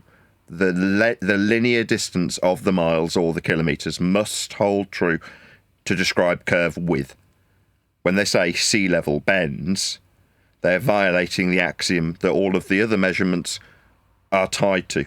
So perpendicular altitude is tied to sea level, therefore it cannot bend. Yep. Yeah. Exactly. And then when you get down with words like the horizontality, that blows their mind. It's like the horizontality. The problem I will have where Dave will find success, right? This is something that I'll have to overcome as I come across it, right? When you hear Dave as a normie, this Jack Gordon guy will have heard Dave, and in his mind, he's got an answer to everything that Dave says. It's intentionally positioned that way. Go and watch a bit of anti-flurf rhetoric for 20 minutes and suddenly you're an anti-flurf expert because you can brace against what Dave has got to say with refraction, with images from space, with live feeds from the ISS. In the mind's eye of Gordon, he can overcome what Dave's got to say. So he can relax into his visit with Dave because he can be smug. I already know how to overcome everything Dave's got to say. I've heard what he's got to say. I know how to overcome it all. And when we get to the, oh, well, so you think that everybody in NASA's having to lie? The owner of NASA's been to space 8 times. 700 people have been to the sky vacuum. You know, he's only saying those things because he's confident he can overcome Dave's position. Otherwise, he wouldn't be there. Me, they'll have a researcher or they'll look themselves and go, I'm not saying they're all lying or Katy Perry's an MK Ultra. You know, I'm not saying those things. I'm saying, well, sea level's just sea level. It's a lot more base. It's a lot more basic when you come and research what we currently put on the table. You know, there's no reply. There's just flat earthers are idiots. That's the only response. You know, like your stereotyping fallacy is not going to go over when the actual discussion point is required by both sides to hold true. You need sea level. I need sea level. Denying sea level means you haven't got a globe to believe in. And if you accept it, then we've got a sea level. It's the end of the discussion. It's really basic. Even if you try and overcomplicate it by breaking it down, which isn't really necessary either, it's still very basic. Sea level's just sea level. It's required by all. They can't appeal to your IQ. That's on a linear vector. Did you see what I'm saying? If you hear someone like Dave saying Katy Perry's MK Ultra, you go, oh, I really wish he says that in my company. That'll be such a laugh. Won't he? Well, you know, I'm talking about Gordon. That's the attitude that you can take. Well, you only want to be in a position where you're going to potentially win, so you look smart to your audience. You're not going to be in a position where you're going to look stupid. So from that point of view, there's going to be plenty of people that go, I just don't want to tangle with this guy. Me. That's what I was saying. He's talking to a conspiracy theorist, isn't it? Dave's a conspiracy theorist idiot. That's who he's talking to. You just mock him. Right. Well, maybe that's what make them feel safer. You could offer them that you will concede every point that they have to put forward. Yeah, I'm sure that'll work. But Deck, that's the thing. Dave is entertaining to the listening audience. The listening audience, everybody, the most famous thing now is conspiracy theories. It doesn't matter what the topic is, whether it's MK Ultra, whether it's Tartaria. I was one of them, you know, and I had to learn through you guys that you don't want to convolute that and entwine that with flat Earth, because flat Earth is not a conspiracy theory. Flat Earth is determined by the measurements of Earth. but we went through a journey where we was going and traveling through all of the conspiracy theory, feast of nonsense, talking about, even I said another conspiracy theorist is the whole, what's his name? The one they always talk about that measured Earth flat with the sticks. Aristophanes. Yeah, you know what I'm saying? That because we don't even know if this guy's this. So all of that stuff is what globers and anti-globers fought about, and what we all getting sucked up into, even though we were hearing them say everything that we're talking about right now that substantiates the measurement of Earth being flat. So, but the audience, they're on that level that we were. So they love to hear things like, yeah, I heard about that Tartaria too. Yep. Yep. And them trees, them ain't mountains, them is trees. They love all of that. That's entertaining. So that's why Dave is embraced. That's why he's not only embraced by the audience, but he's embraced by those hosts that interview him who want to do what this guy you're talking about just did to him, Gordon did to him today, because they know they could just basically dice him up and put him out there just to get subscribers and listeners. He's leaning right into the feast of nonsense. Yeah, I was just about to say a similar thing. He's leaning into the stereotype, which is to say a kooky conspiratard. He's leaning right into it. He's got his Tesla coil. He's passing on electricity. He's got the power of Grayskull. He's full-on conspiratard leaning into it, and that's going to afford him a degree of success because that's attractive as a prospect, right? Far more attractive than what we currently offer. Well, you already knew it was flat. It's just measured that way. It's not complicated. Sea level's just sea level. Distance is distance. And maps are flat. It's just basic stuff.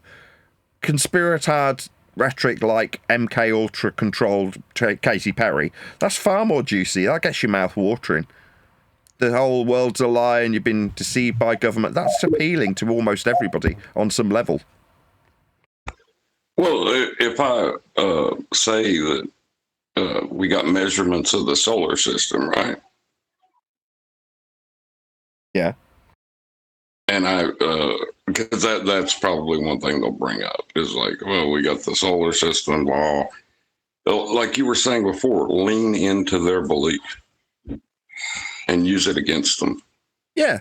Oh, I agree. Yeah, we've got measurements of all these distances. What we did was we measure Earth flat and derived radial values so we can conceptualize a protractor around us and call it a globe. It's a fantastic system.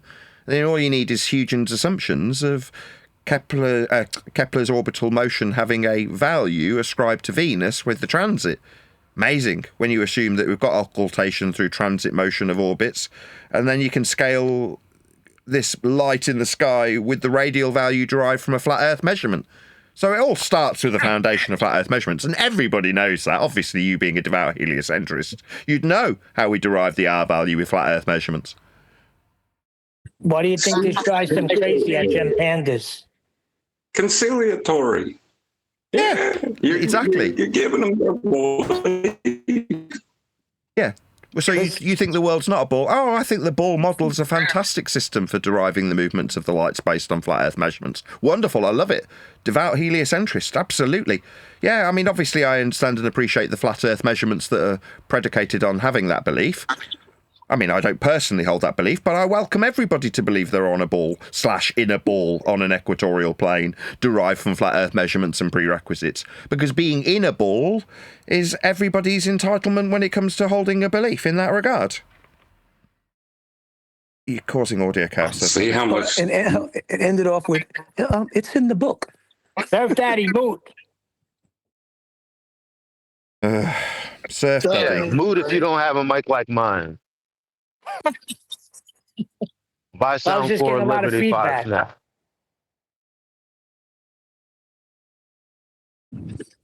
Yeah, basically the heliocentric is One deck then, John. Go ahead. No, just pointing out what you went over, Nathan. The heliocentric model is flat. And we went over that the other week with like like you say, the orbits. And if you look into it a little bit, it tells you about the angles, and it's all measured flat. The heliocentric model is flat, and Huygens and Kepler knew that. You know what happens though after that, right? You get somebody yelling from the sidelines, "Where's your map, Nathan?" Once again, ladies and gentlemen, Nathan is not producing a map. Yes. He just said the celestial sphere model. It's one of the best maps we have for navigating Earth. Are you denying the celestial sphere? They're too stupid to put that together. How can you deny the celestial sphere? I mean, it's simple. You just take a measurement of the celestial today, and in 6 months' time, you'll take the same measurements, and you assume you've traveled a year. Right. Well, there's a little bit more to it. You got to warp the edges up there toward the horizon. You got to bend those down. But other than that, yeah, what I'm saying is when you lean into their belief, I think you get a lot better reception from them. Oh, don't get me wrong. I like how Nathan's doing it. Themselves are flat, aren't they? Just 6 months apart.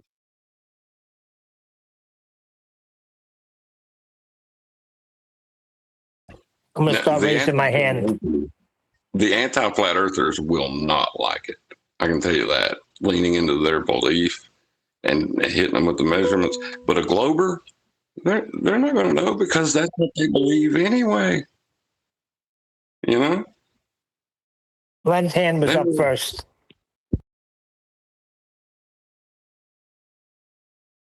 Well, you need to assume a circular motion, so 360 degrees divided by the 12 months and so on. Yeah, I mean, it's all circular. Yeah, cheers, Neil. It's been up about half an hour. I can't remember what point I wanted to get at. Go for it. Because nobody cares, Len. Everybody just wants to be heard.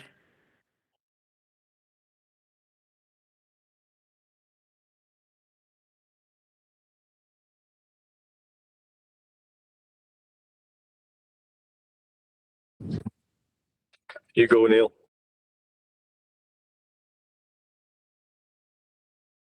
I'm good.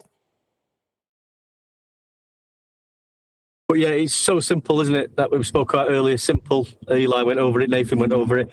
And I've said it before, that time when I asked Nathan, because I was telling people that time is measured flat when I first started doing that. I'm thinking, do I sound like a total idiot? Or can I say this to these people when I'm saying time is measured flat? And I was unsure of myself. But, it was just too simple to say that. And I had to ask Nathan, am I going too far when I tell these anti-flat earthers and globers that time is measured flat? And too far? No, you're not. So it's all so simple. So you were unsure, even though we have a thing called the freaking sundial, which is flat. It's more that's the how they conventions. got us twisted. It's more that in our current rhetoric, when we're pointing out that their measurements are all flat Earth by prerequisite, you've got the longitude system. Well, the longitude system's deriving the movements with azimuth, aren't they? That's what gives you this system when you average it. Now, the sundial's going back 3 steps, but in terms of the current system from a plane in a ball with longitude and latitude, those coordinate pieces of information are reliant on Earth being flat. So at a more complex level when converting. So the suggestion of sphericity, again, is dependent on the flat Earth measurements that we use to give us positional information. Furthermore, there's a reason it's then replotted back onto flat maps. Yeah, in the old days, they used to go by the local time. So by the local sun, if you can see the sun, the angles to the sun, to the local time. But that would be specifically to you until they got the general time zones, which is based in Greenwich time. And like Still that, needed Earth you to can be flat actually for those measurements, though. Yeah, it does. When you make a measurement of a star, one of the systems that you're using is you're making a note of the time. There's a reason why you synchronize your clock with that ball falling at Greenwich. That's a convention that gives you the system that's plotted onto the map. Yeah, it's time dependent. So we know where the light's going to be at a given time. We know what time the light will be above a particular point on the ground. Yeah? So time is directly consequential to the navigation systems that we use. flat in all circumstances. It's a measurement. If it's a measurement and it references Earth, it will and can only be flat. I don't know how else to put that. There's got to be a more simplistic way of putting it. If you're measuring and it's ground-based, it's a flat measurement. I don't know how else to put it. Can someone simplify that term? That's as simple as you're going to get it, Nathan. Planar.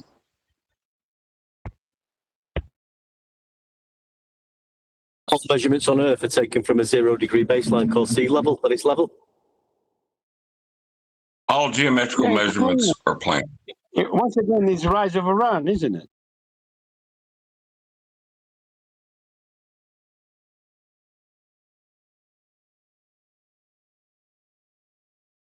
Yeah, that's the most simplistic, John. Geometry is planar. Geometry, geometric. Earth measurement is planar. Geometry is planar. Yeah, it's Earth measurement. That's correct.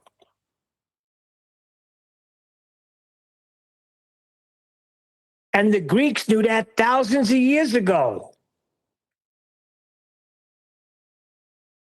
Yes, they did.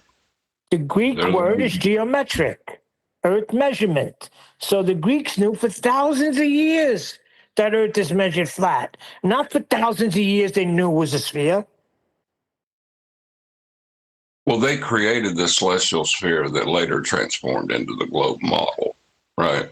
That's where globers think that the Greeks knew it for thousands of years, is because they appealed to the celestial sphere. What came first? The celestial sphere is what the globe is built upon.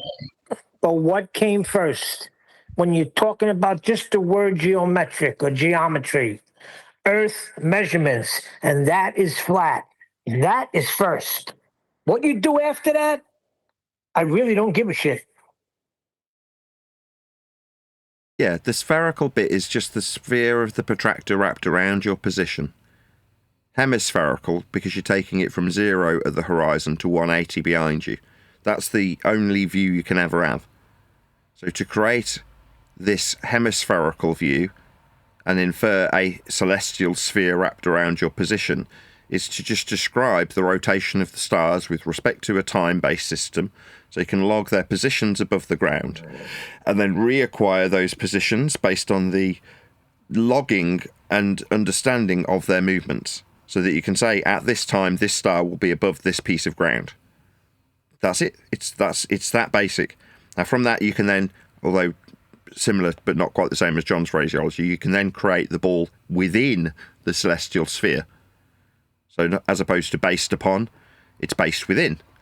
So you can extrapolate out a limited radial value based on the acquisition of an axis. The axis being Polaris at 0 or 90 with respect to the plane, and zenith at a central point. That's it. That's how the system works. Then you've got an equatorial minimum, and that minimum matches with the planar reference of the entirety of the celestial sphere. That is to say, it's a globe-centric or geocentric system with the globe at the centre, with the emanation of the equatorial and then extended celestial plane to the outside edge of an infinitely distant star-based system based on your view of the night sky. Now that was pretty concise. Heliocentric, you just make the elevation angles from the sun and put Earth as one of the objects moving around it. Yeah, then you can explain a different cycle. Then you can explain the separate cycle of the planets. Therefore, planetary motion, because you're sun-centric. So you then move the centre point of the movement to the sun at its centre rather than the Earth at its centre. But the mathematics is all still based on the same foundations. Every step beyond the extraction from celestial sphere to globe to sun-centric is all still predicated on being able to measure the angles to the stars. That's it. That's all it's ever been based on. You see, I didn't find that boring at all. I don't understand why people think if you just discuss the measurements, it becomes boring and you don't have a show. You've been going for a couple of hours. It wasn't boring because we introduced heliocentric rhetoric into it. Yeah, it was. It was incredibly boring. Just to juxtapose this, right, with something that's a bit less boring. Did I mention that Madonna has got 2 sets of eye slits and is actually a reptilian controlled by the CIA? Had I mentioned this previously? I don't think I did.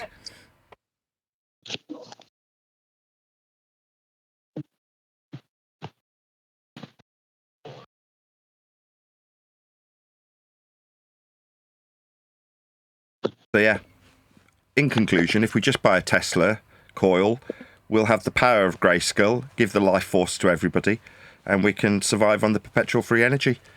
And then we can overthrow the government that's controlling Katy Perry. I mean, it all seems very clear to me. Just open your mind. Oh, shoot, that's funny. You've not done your research, Nathan. You've not done your research. This time next year, everybody will know about all of this stuff. Yeah, George. I need to use the pineal gland.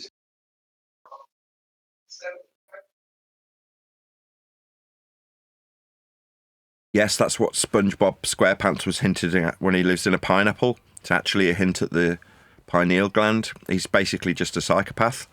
And that's really obvious. You just have to watch a bit of SpongeBob. Wow.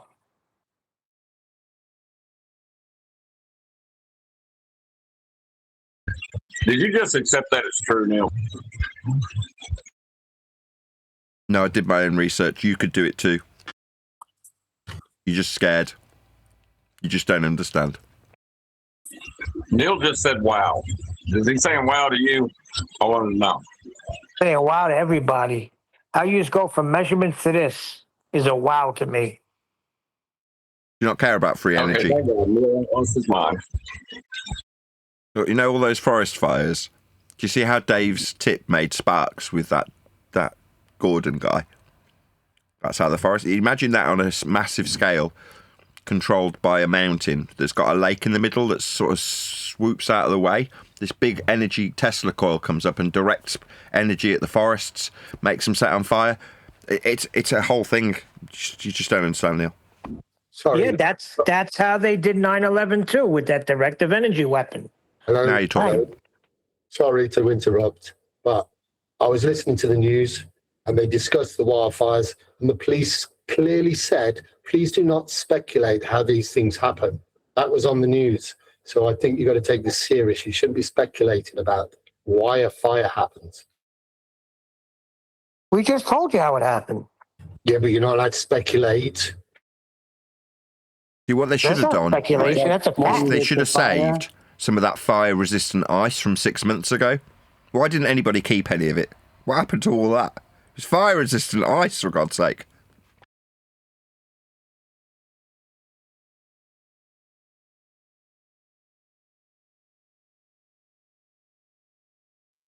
Let's not mention that the fire must be lit.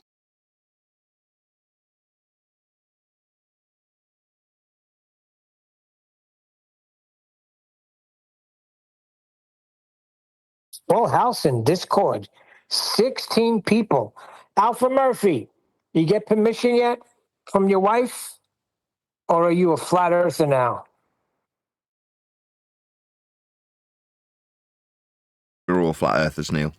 Even the heliocentrists rely on flat earth measurements. You know what it is when I call him, you know darn well he wants to come off mute, Nathan. But his wife is saying, don't you dare. You remember what happened the last time? You do remember, and you didn't listen to me, and you wound up looking like a schmuck.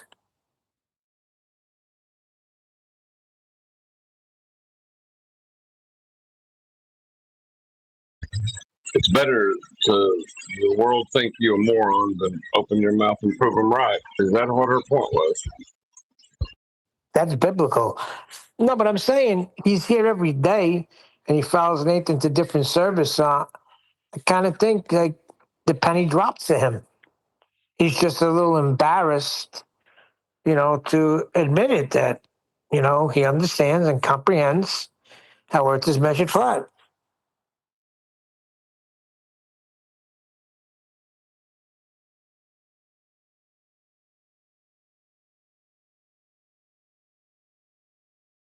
So are we going to rescue Katy Perry then, or what?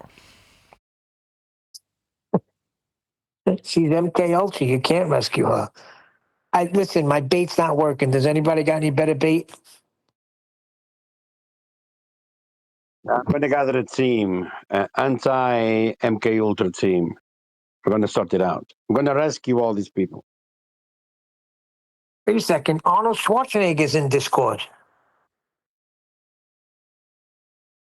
It is. It's Schwarzenegger. Yeah, he's part of the team, yes. It's on server deafen. He can't hear you.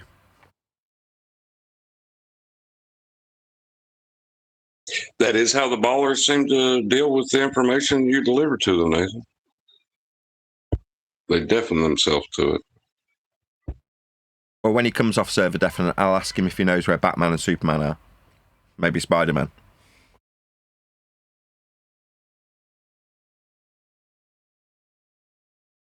What is it with ballers pretending to be superheroes and men of distinction and power? What is it with that? I mean, I automatically almost am certain this Schwarzenegger will be a baller, won't it?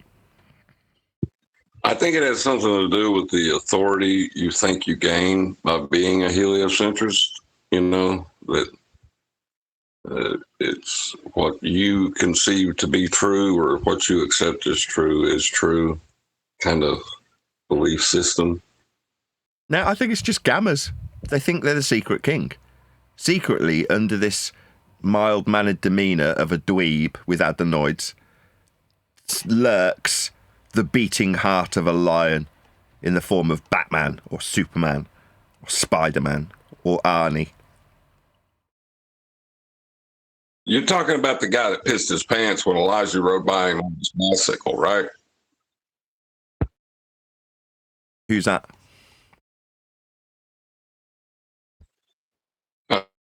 You're the kind of person you're describing as, you know, having the heart of a lion and all these other things underneath, you know, like they're the ones that are like the super racist, super sexist, like they walk to the other side of the street when they see a black guy walking towards them, or if they'll tell women that they're good guys while they do horrible shit kind of people. That's who you're talking about, right? Yeah, I suppose so. I'm more referring to an attitude that lets you think that secretly, if people just realised you're actually the king of everybody, like that's the secret identity superhero shit. That's why they're all wearing Batman logos and Superman logos and Spider-Man logos on their t-shirts, because that emanates from them. It oozes from them. It's a better word, because they're kind of gross, generally a bit unhygienic. Well, they are coming to save the day from the uneducated masses that we are. Yes. They tear off their clothes and go, actually, sunrise and sunset only works on a globe. And you're like, all right, I see you've changed into your Batman attire there, brave warrior.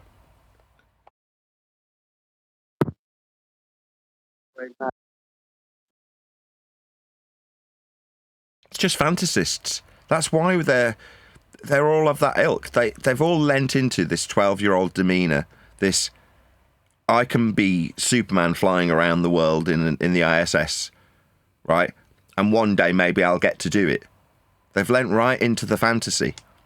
And now that's generally, people who are fantasists are generally boring and haven't got much going actually on in their lives. Therefore, they need to lean into a fantasy. So secretly, they're the king. It's just no one knows it. And if only they could make everybody aware how actually they're the king, then everyone would know they're the king. They're sat in the bar with everybody ignoring them, and they're like, do they not realise that underneath this shirt, if I were to rip the buttons open, they'd see there's a planetary system on my t-shirt, and I am secretly solar system man. And I know all about how it works, and I would impress every lady in this bar. That's how they actually think. If only everybody realised how super educated I am on heliocentrism, they'd realise I'm the king of everything. But I have to keep my secret identity hidden. You know, it was even sadder than that, though. There was a group of guys that went around with anti-Glober shirts doing the same thing, but waiting on them guys to jump up on the table. Yeah, I don't disagree. There's a very fine line between glober and anti-glober. Like, there's a lot of secret dicks, gammas, betas on the flat Earth side, conspirators. Like I say, you have to take a certain type of person and engineer them to be of lower stature than a fucking snivelling, fart-sniffing dweeb with his solar system and his belief that he can fly around in an orbital motion. That's a really sad, lowly person in society. That's a bottom-of-the-barrel dweeb. The guys that we described as having their heads flushed down the bog at school. The AV club member. Now, don't get me wrong, I appreciate how fine line there is between that guy and the guy who's out smoking dope and talking about how Katy Perry's going to get taken over by aliens. You know, the ayahuasca-taking, pot-smoking hippie. You know, they can be just about engineered to be below your dweeb, who probably, whilst boring and not well-liked, probably is capable of holding down a steady job. So he's reasonably reliable while he out there does his boring accounting work or whatever, his admin work. You know, so from a comparative point of view, when you look at the guy that's, you know, making his living from flogging weed or whatever, you know, the hippie does, it looks worse than, oh, well, at least this guy's a productive member of society. Well, that productive member of society is telling himself, if only the people in my office knew I'm actually Spider-Man. And I could tell them all about how the world moves around the sun. If only I could solve out the mathematical problems still to be resolved, I could do even the greater job. I don't think they can ever figure out the mathematical problems because they can't. Like the three-body problem.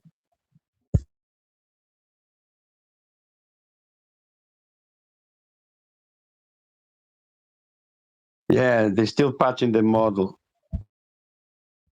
Well, no, they can't reconcile the mathematical problems it has because it can't be reconciled with measurement. That's their big problem. Absolutely.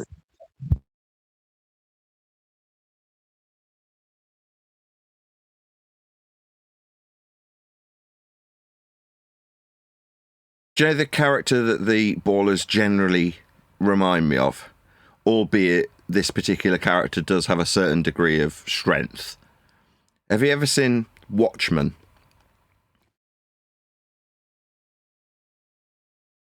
Dr. Manhattan, Rorschach.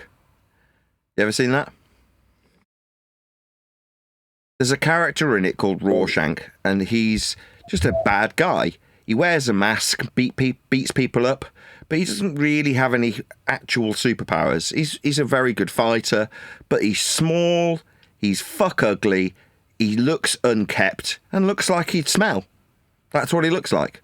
But he's a superhero, right? In this particular world, he's a superhero. For whatever reason. At one point, he gets locked up, and through cunning, he manages to take on the whole prison. That's kind of his superhero thing. So his superpower is smashing people over the head with frying pans that are dripping with hot oil. That's his superpower. Throughout the story, it's being narrated from this character, this Rorschach character, talking about how he's basically blogging. Yeah, he's got his diary, right? And he's writing down the events of the diary. Now, at one point, he comes, it's right near the end of the movie, he wants to confront an actual superhero, right? And he starts laying down the law about what's what with this superhero, Dr. Manhattan. And Dr. Manhattan basically just snaps his fingers and the guy just explodes. It's hilarious. Like, you, in your deluded mind, think that you've actually got some authority here. But in reality, when you're actually confronted with a real superhero, he just snaps his fucking fingers and you disappear. It's hilarious. And what's your superpower then? You've written in your diary? Yeah. You're being hard on Rorschach, man. He knew what Manhattan was getting ready to do to him, and he was saying, I'm not scared of it. Do it. What are you waiting for?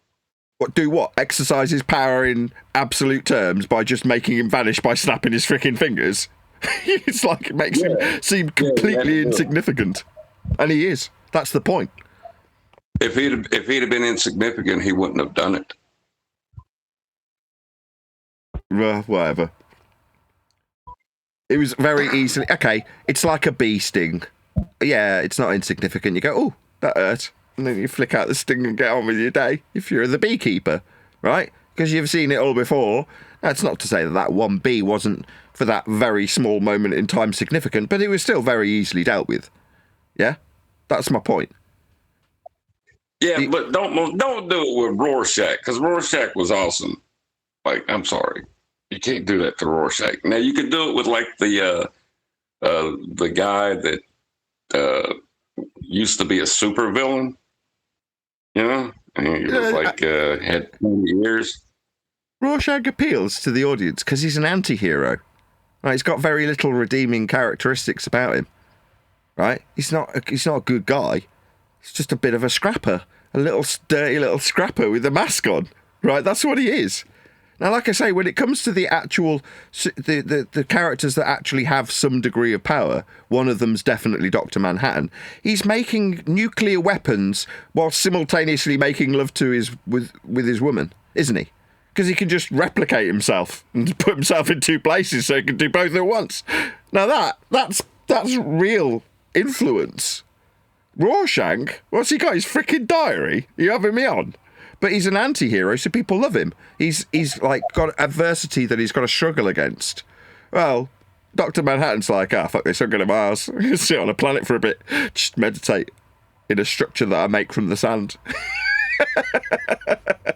Totally different league. Yeah, because Dr. Manhattan was kind of given he was omnipotent and he's basically God. He wasn't omnipotent. Yeah, well, he was a lowercase g God because he didn't have all three of the aspects of God, but he had one I think he had two of them. He's omnipresent. You got to be omniscient, omnipotent, and omnipresent. Not omnipotent, he's omnipresent. He was not omnipotent. Omniscient. He knows what's going on, past, present, and future, and he can be in all places at all times because he can just replicate himself and put himself in two different places. I'm talking about God, not about this superhero. Yeah, I know we are. We're making comparisons. I'm just saying, in the scheme of this, right, if you want to compare superhero powers to actual influence, right, there's the God that looks over it by comparison that goes, this is the way it is. It doesn't need any influence. It's a nicely balanced equation. And the people who are involved in it really are just like the bees. They might occasionally sting some of the participant, but the overall structure is never going to change. Now, when you look at that from our perspective, you go, the structure, the foundation, is flat Earth measurement. And when you see it like that, the irritation of some irritating little Rorschach equivalent who thinks he's freaking God, thinks he's the actual hero of the story, is easily dealt with as she's just snapping your fingers and ignoring them. Because they don't actually have any real influence.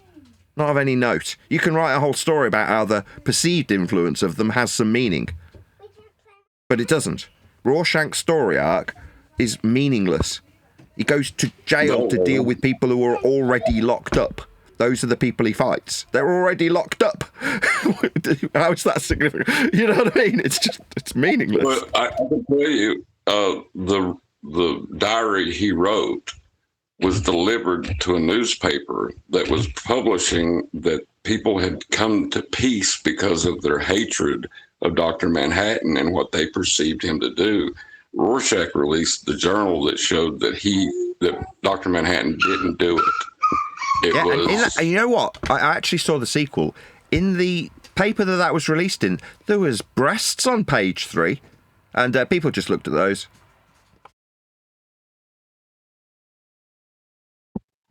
I don't know. The truth has its own power, you know. Maybe. Sometimes that's enough to stand up to anything. Do you ever see the scene in Ghostbusters? In a different way.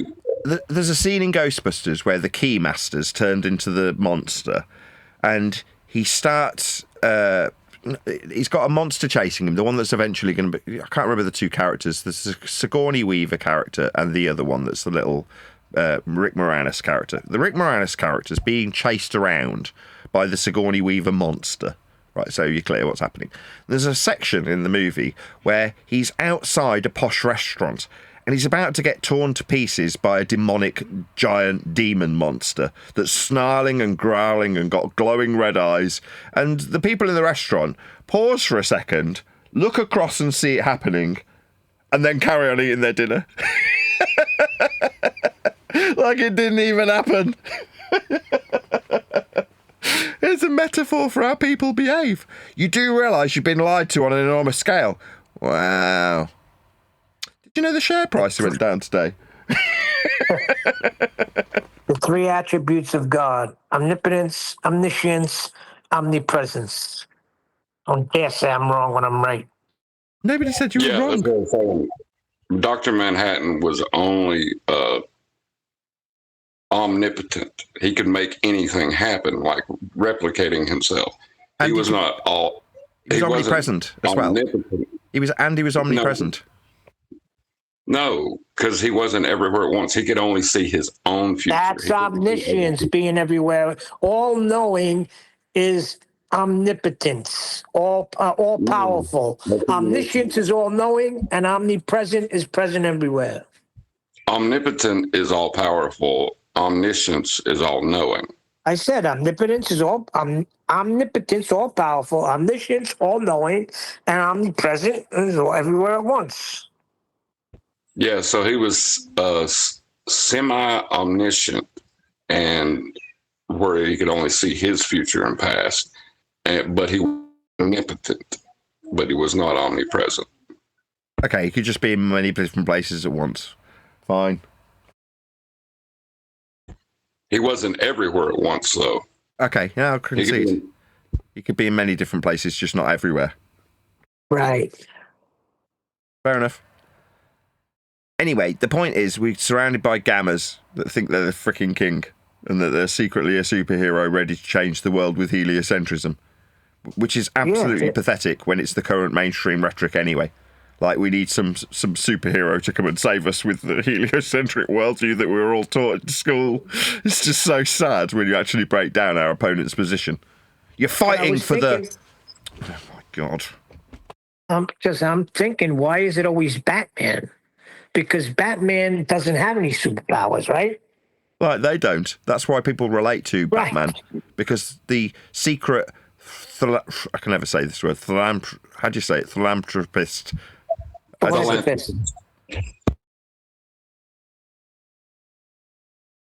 That guy that doesn't have any superpowers, but by grace of God and intelligence and fortitude and strong-willedness, he can become the superhero that can defeat Superman. The Green Lantern. That's pretty telling that they all picked Batman. And the other day I heard on the Uncut after show, did I hear correctly when that guy said he was responsible for 100 abortions? Max, you mean? And yeah, and then later on in the show, he tried to read Revelation, where it talks about people going to hell, who they are, meaning you, calling you a liar, after he was responsible for 100 abortions. You know, that's not true. He probably got one ugly girl pregnant, didn't want to be a man, left her hanging, and took her for an abortion. Hypocritical. Okay, I love that you've come up with a whole narrative for Max. That's very amusing. Well, 100 abortions, and he said, I was only kidding about that. That's something you don't kid about.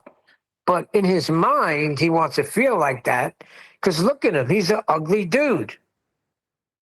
He got one ugly girl pregnant and didn't want to be a man. NASA had more abortions than that. Okay. You really think he got more than... You think he was able to get a girl pregnant? You think he had to knock her unconscious? No, I doubt it. I think he got an ugly girl, right? He got her pregnant and didn't want to be a man. That's what they are. They're not men. They only could be responsible for themselves, and they have a hard time doing that. You're a man when you're responsible for other people's lives. I think you'd have to put a few more caveats on it. She'd have to be very fat and very ugly and met Max at a point in his life when he had a reasonable amount of money. There'd have to be and unconscious. Again? And unconscious. And she was inebriated. unborn. Yes, inebriated too. Yeah, so a fat, ugly girl got so drunk that she passed out, and then Max, had his way with her. Advantage of her.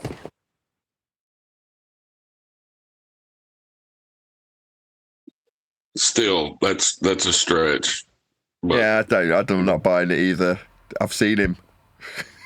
Oh, well, if you identify yourself as a male, you cannot get pregnant. Are you saying that the so-called girls were actually boys that he was sleeping with? Oh dear, this has spiraled out of control. Yeah, this is gone way beyond the pale. Anyway, I've been watching this show called 12 Monkeys. I know it was a movie, but man, it's loaded with heliocentrism. Just the time travel alone that this guy's doing. Jumping from 2043 to 2015 to stop this freaking pandemic that's going to wipe out the world. Well, down is the direction of time, according to Einsteinian mathematics, because of the inertial vector in an upwards direction. Down is the movement, is the 90 degrees to space. Right. Of course, it's moving up. No, and space is your inertial frame. The Earth is your non-inertial frame.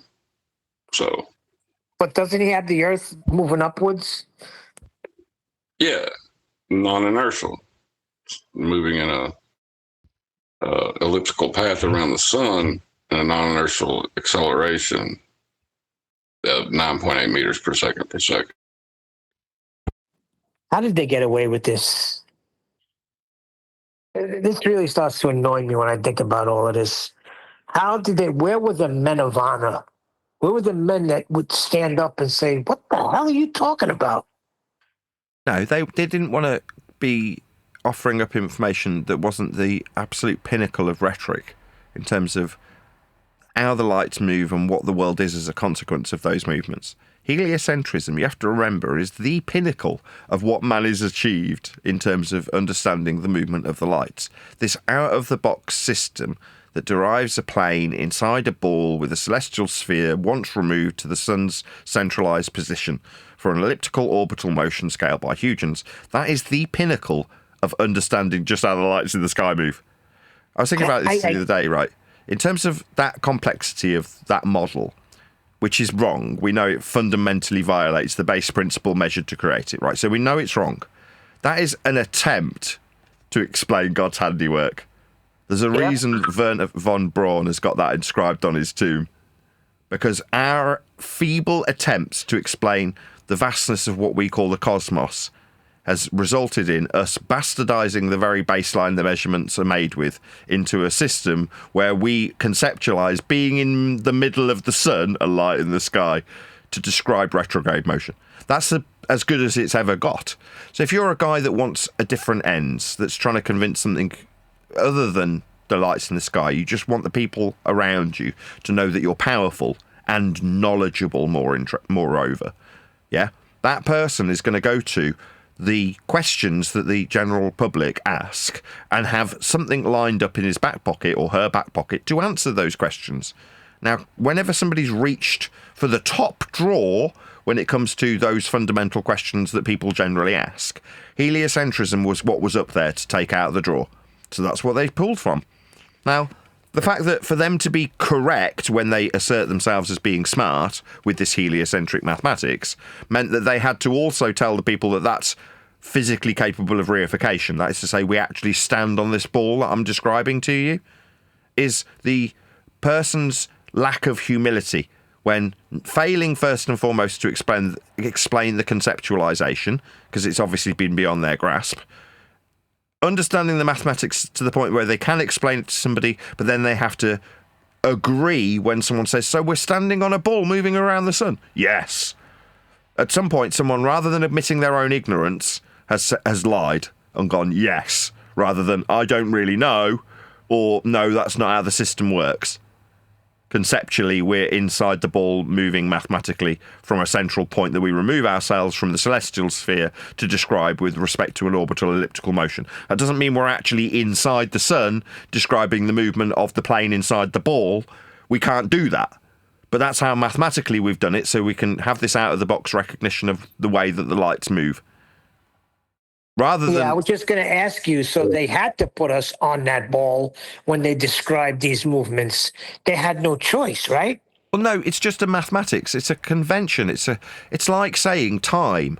Time, what's that? Well, it's the system that we've conventionally got to describe how our existence totters along throughout the period of a 365-day sun cycle. Okay, so we've got a sun cycle, yeah. That's the basic principle that we're utilising to derive our time-based structure with. Not the lunar cycle. No, we'll incorporate that into the solar cycle. Right, so we want one unified system. Yeah, we want a calendar. We want to be able to split it up into nice, uniform sections. But the world doesn't work like that. The sun doesn't work like that. Seasons don't work like that. No, but we want to work like that. We want to be able to tell the people how there's a nice, conformed system for them to understand what we now call time. Well, in order to do that, like I say, you've reached to the top drawer as the man in charge and taken the best that's on offer, and then allowed the general public over the course of 500 years to reify that into physical existence rather than concede that it doesn't work perfectly, because that would mean that you're fallible. And anybody who wants to offer this information throughout the last 500-year history wants to be that guy who's infallible, that's perfect, that knows everything, that is as close to God as a man can get. And trying to explain God's handiwork is a step that any rational, normal person, when they contemplate the circumstances that they find themselves in, will do.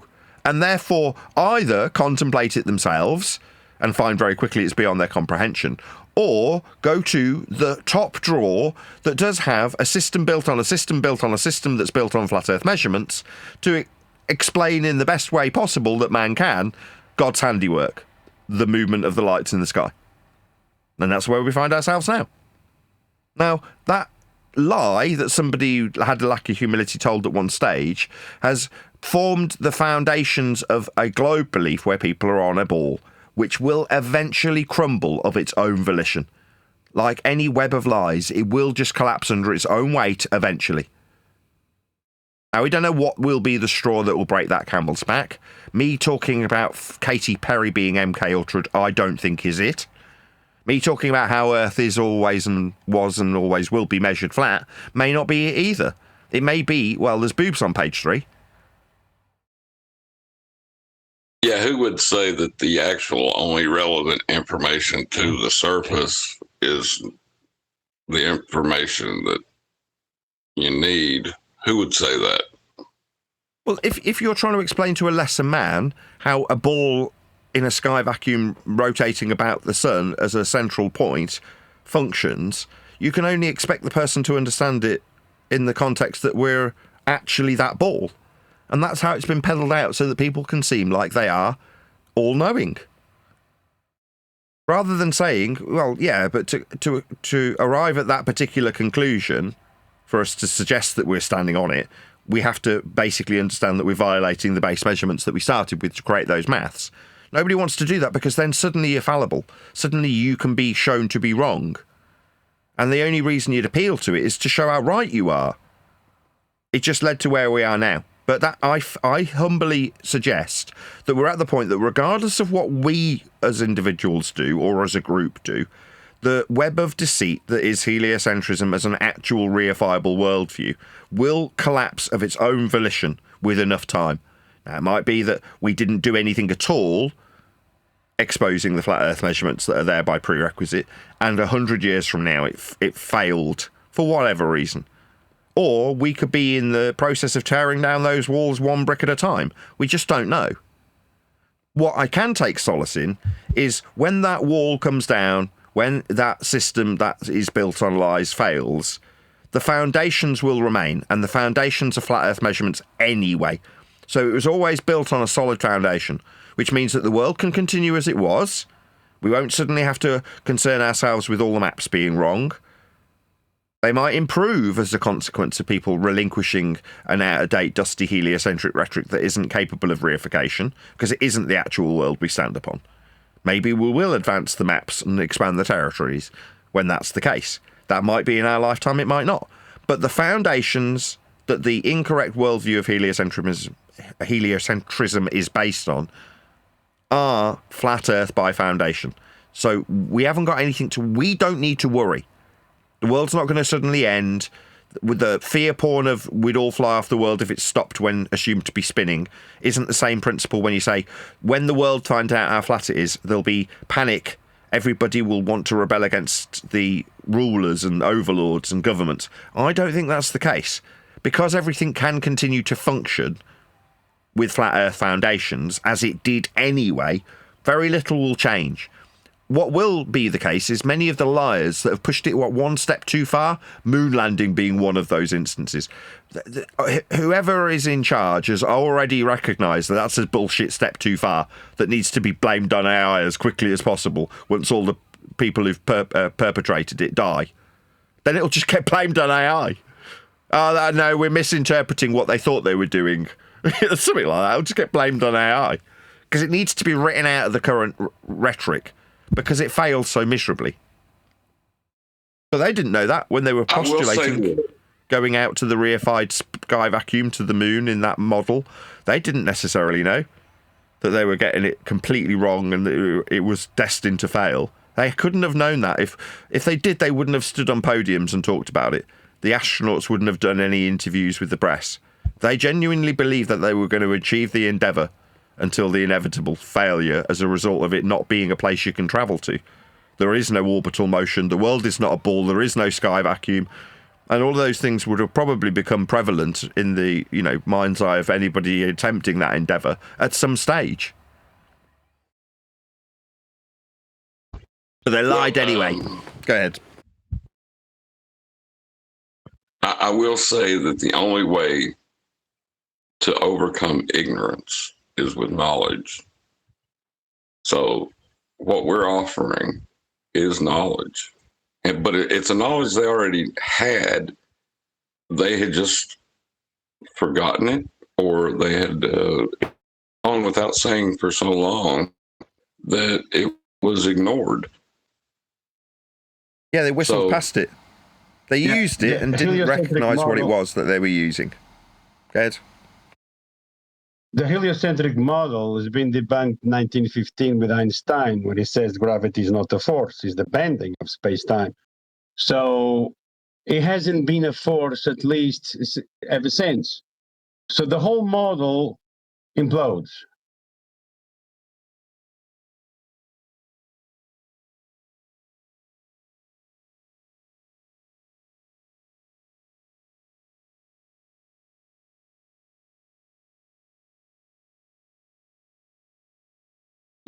Well, the assertion that there's a force pulling everything down is kind of debunked by clouds existing. So they had to do something. Yeah, but if they don't have gravity as the mechanism as to why everything spins in the sky and why everything is falling on each other, and everything, if it's not the force, if it's actually pseudo-Romanian force, pseudo would be the Q. So it's been debunked a long time ago. We've seen it.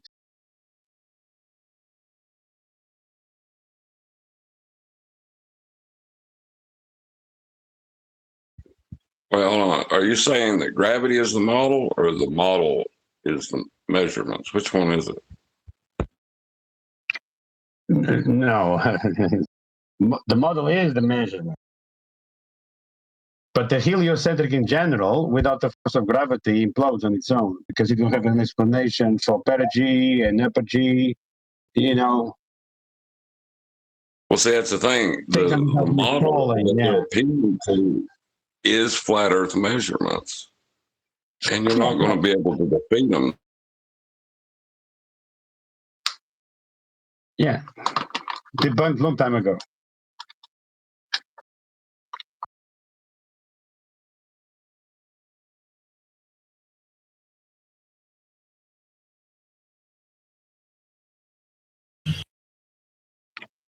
In other words, the measurement and the mathematics debunks the notion of a spherical.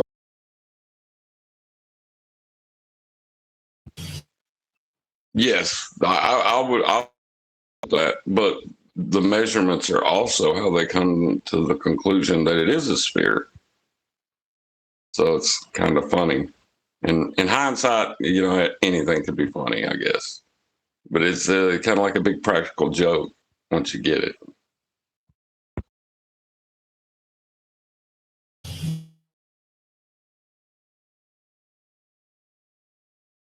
Yeah, I get you. Things disappearing bottom up and so on, so on. But that claim is until they haven't found a wider lens, like a binocular or a monocle, you know, and you can see farther away. You know, and what's happening to you is you couldn't see something at the ground level, and you put this camera in front of your eye, and now you can see it. It's the same as you going up the building, and now you can see it again. Without having to go up in the building, you just introduce the camera. So it hasn't disappeared from view. Yeah, hashtag shit shreds. Well, it has disappeared from view, but the camera view and your eye view are two different views. So where it could disappear for your eye, it may not have disappeared for the camera because they're two different apertures. Yeah, correct. Yeah, angular resolution limitations based on the aperture. So with a limited view of an angle with respect to the deck, it might be that a boat is obscured because of the limitation of the deck limiting your angle. Whereas with something with a bigger aperture, you can see the full-size boat at the same elevation. That is to say, you don't have to increase your elevation to increase the angle.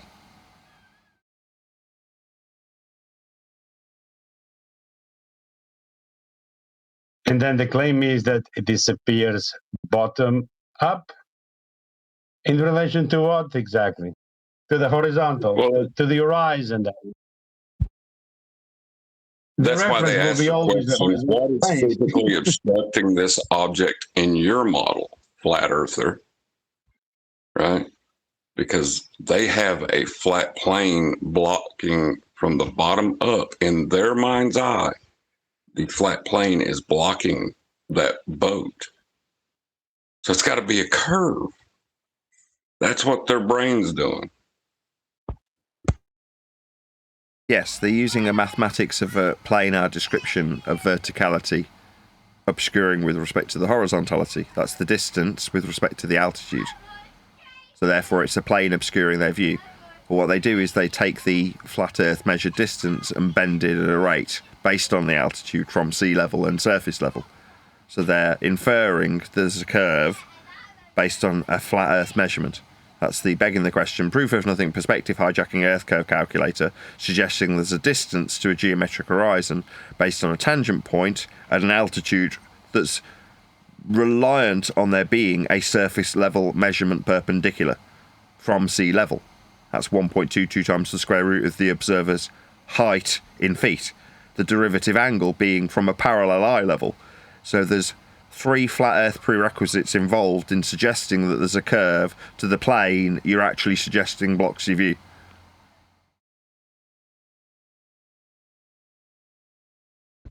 And that's not even to mention the horizon within the claim, because you'll need that horizontal that is formed with sea level appearing to meet the sky. So you got that. Would that be a prerequisite or a measure? I don't know if it's both. It's a prerequisite, and you measure it for the distance. Well, it's the output value, isn't it? The distance.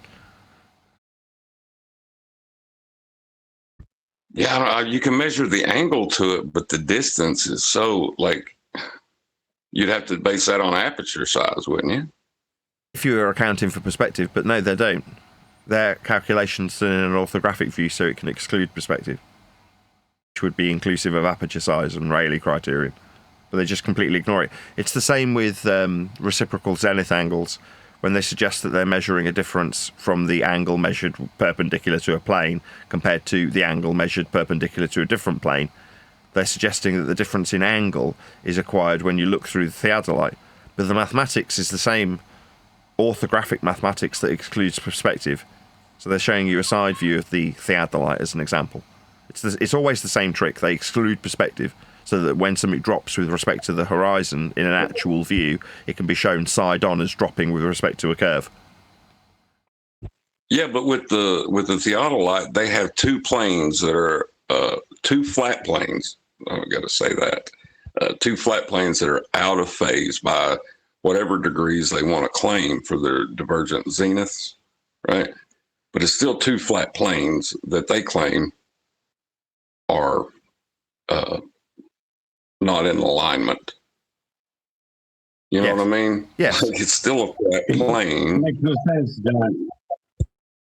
Makes no sense because the light needs to be calibrated. It needs to run parallel to the plane of the horizon at right angles to the vertical. Yeah, both locations with these theodolites, when you describe reciprocal zenith angles, have both got that axiom tied to their individual measurements. They both have zenith, they both have perpendicularity. That's at 90 degrees to the surface, because they're being described with things like plumb bobs. You're like, okay, so you're saying you've got two plumb bobs that are axiomatically going to drop and be 90 degrees to a plane, and you have got the plane, but you're suggesting that they deviate from each other at a rate.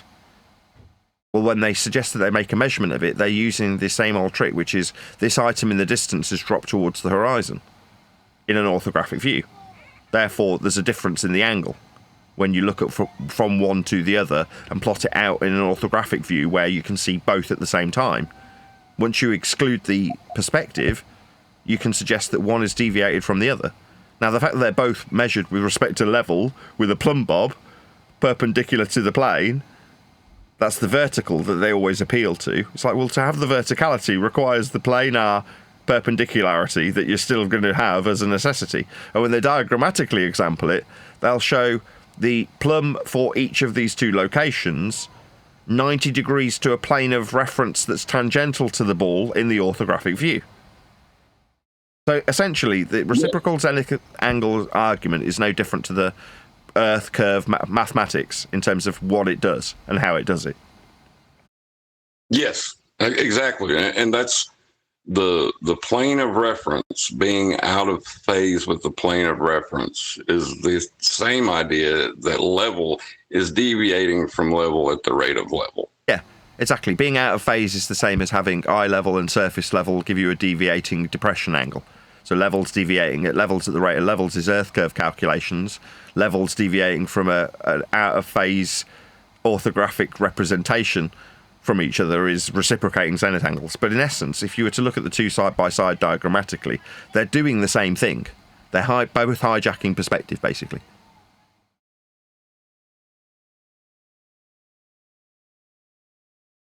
Yeah.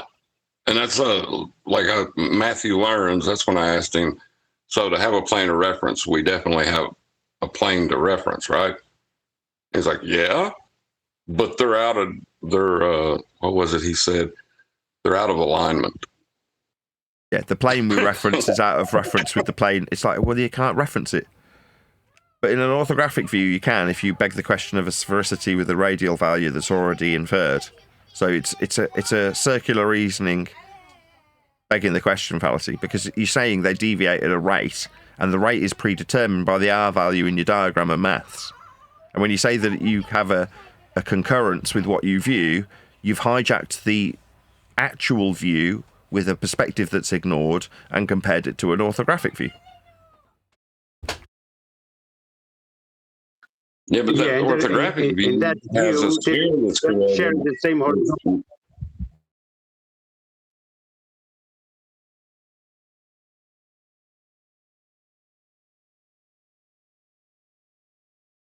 Hey, John. I was just going to say that the orthographic view still utilizes planar measurements. They got that sphere in there like it matters. You know what I mean? Yeah, Like one can draw an orthographic view from anything. You could draw a orthographic view of all of us in a spaceship floating around Earth. Come on, man. Elevation profiles are done in orthographic view. There's nothing wrong with orthographic view. You just have to do it with a plane of reference. When you're describing, But they have to be bastardized. When you're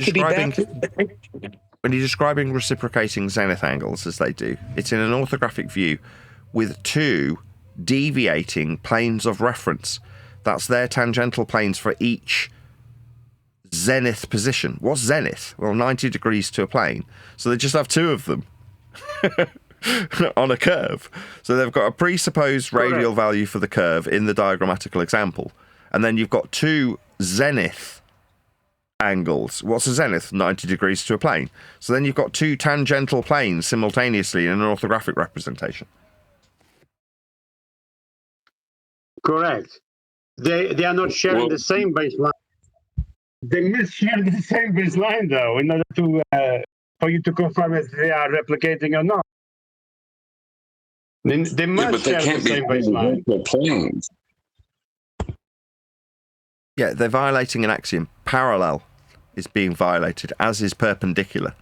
If one is perpendicular, then the other one is not. But they're called reciprocating zenith angles. Both of them are just plumb bobs.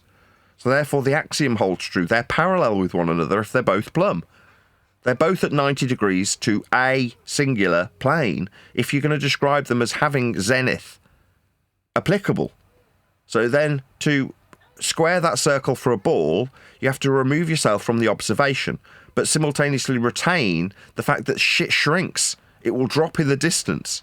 Well, that drop can be suggested to be a variant in the angle from one planar measurement of zenith to another planar measurement of zenith. So what John's saying is both require a plane of reference. Yes, and if you do the orthographic view between the 2 points, you must depict a horizontal line with two verticals in one on each end, 90 degrees to one another. And if you do so, you cannot say anymore that it's not 90 degrees anymore. So you need to break that horizontal line in two and have two different zeniths perpendicular to two different horizontal planes. Yes. Which is not reality. Exactly. Well, you violate a different axiom, then you violate parallel. You also violate zenith because neither are a zenith, because they don't have a shared baseline.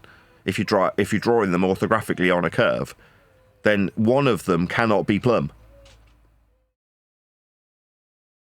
There you go. Right, I'm going to round out. A huge, massive, enormous thank you to both Discord and G Plus panels for making today's after show possible. And of course, a massive thank you to all of you for liking, commenting, sharing, subscribing, joining as a Nathan Oakley 1980 channel member. Hit me up via the Coffee or PayPal link and all that good stuff. Also, check out Measured Flat, link in the info box below this video if you want to read a copy of my book. Alternatively, if you wanted to sell the book, you can become an affiliate and sign up to make 30% of the sales through your affiliate link. Just drop your email and name into the link below this video. Another massive thank you to Discord and G+. I've been Nathan Oakley, and I will see you all in the next video. Millimeter, it be accurately measured. It's measured flat, direction up and down. Flat level we at, flight over ground, descending from that breeze, heading in.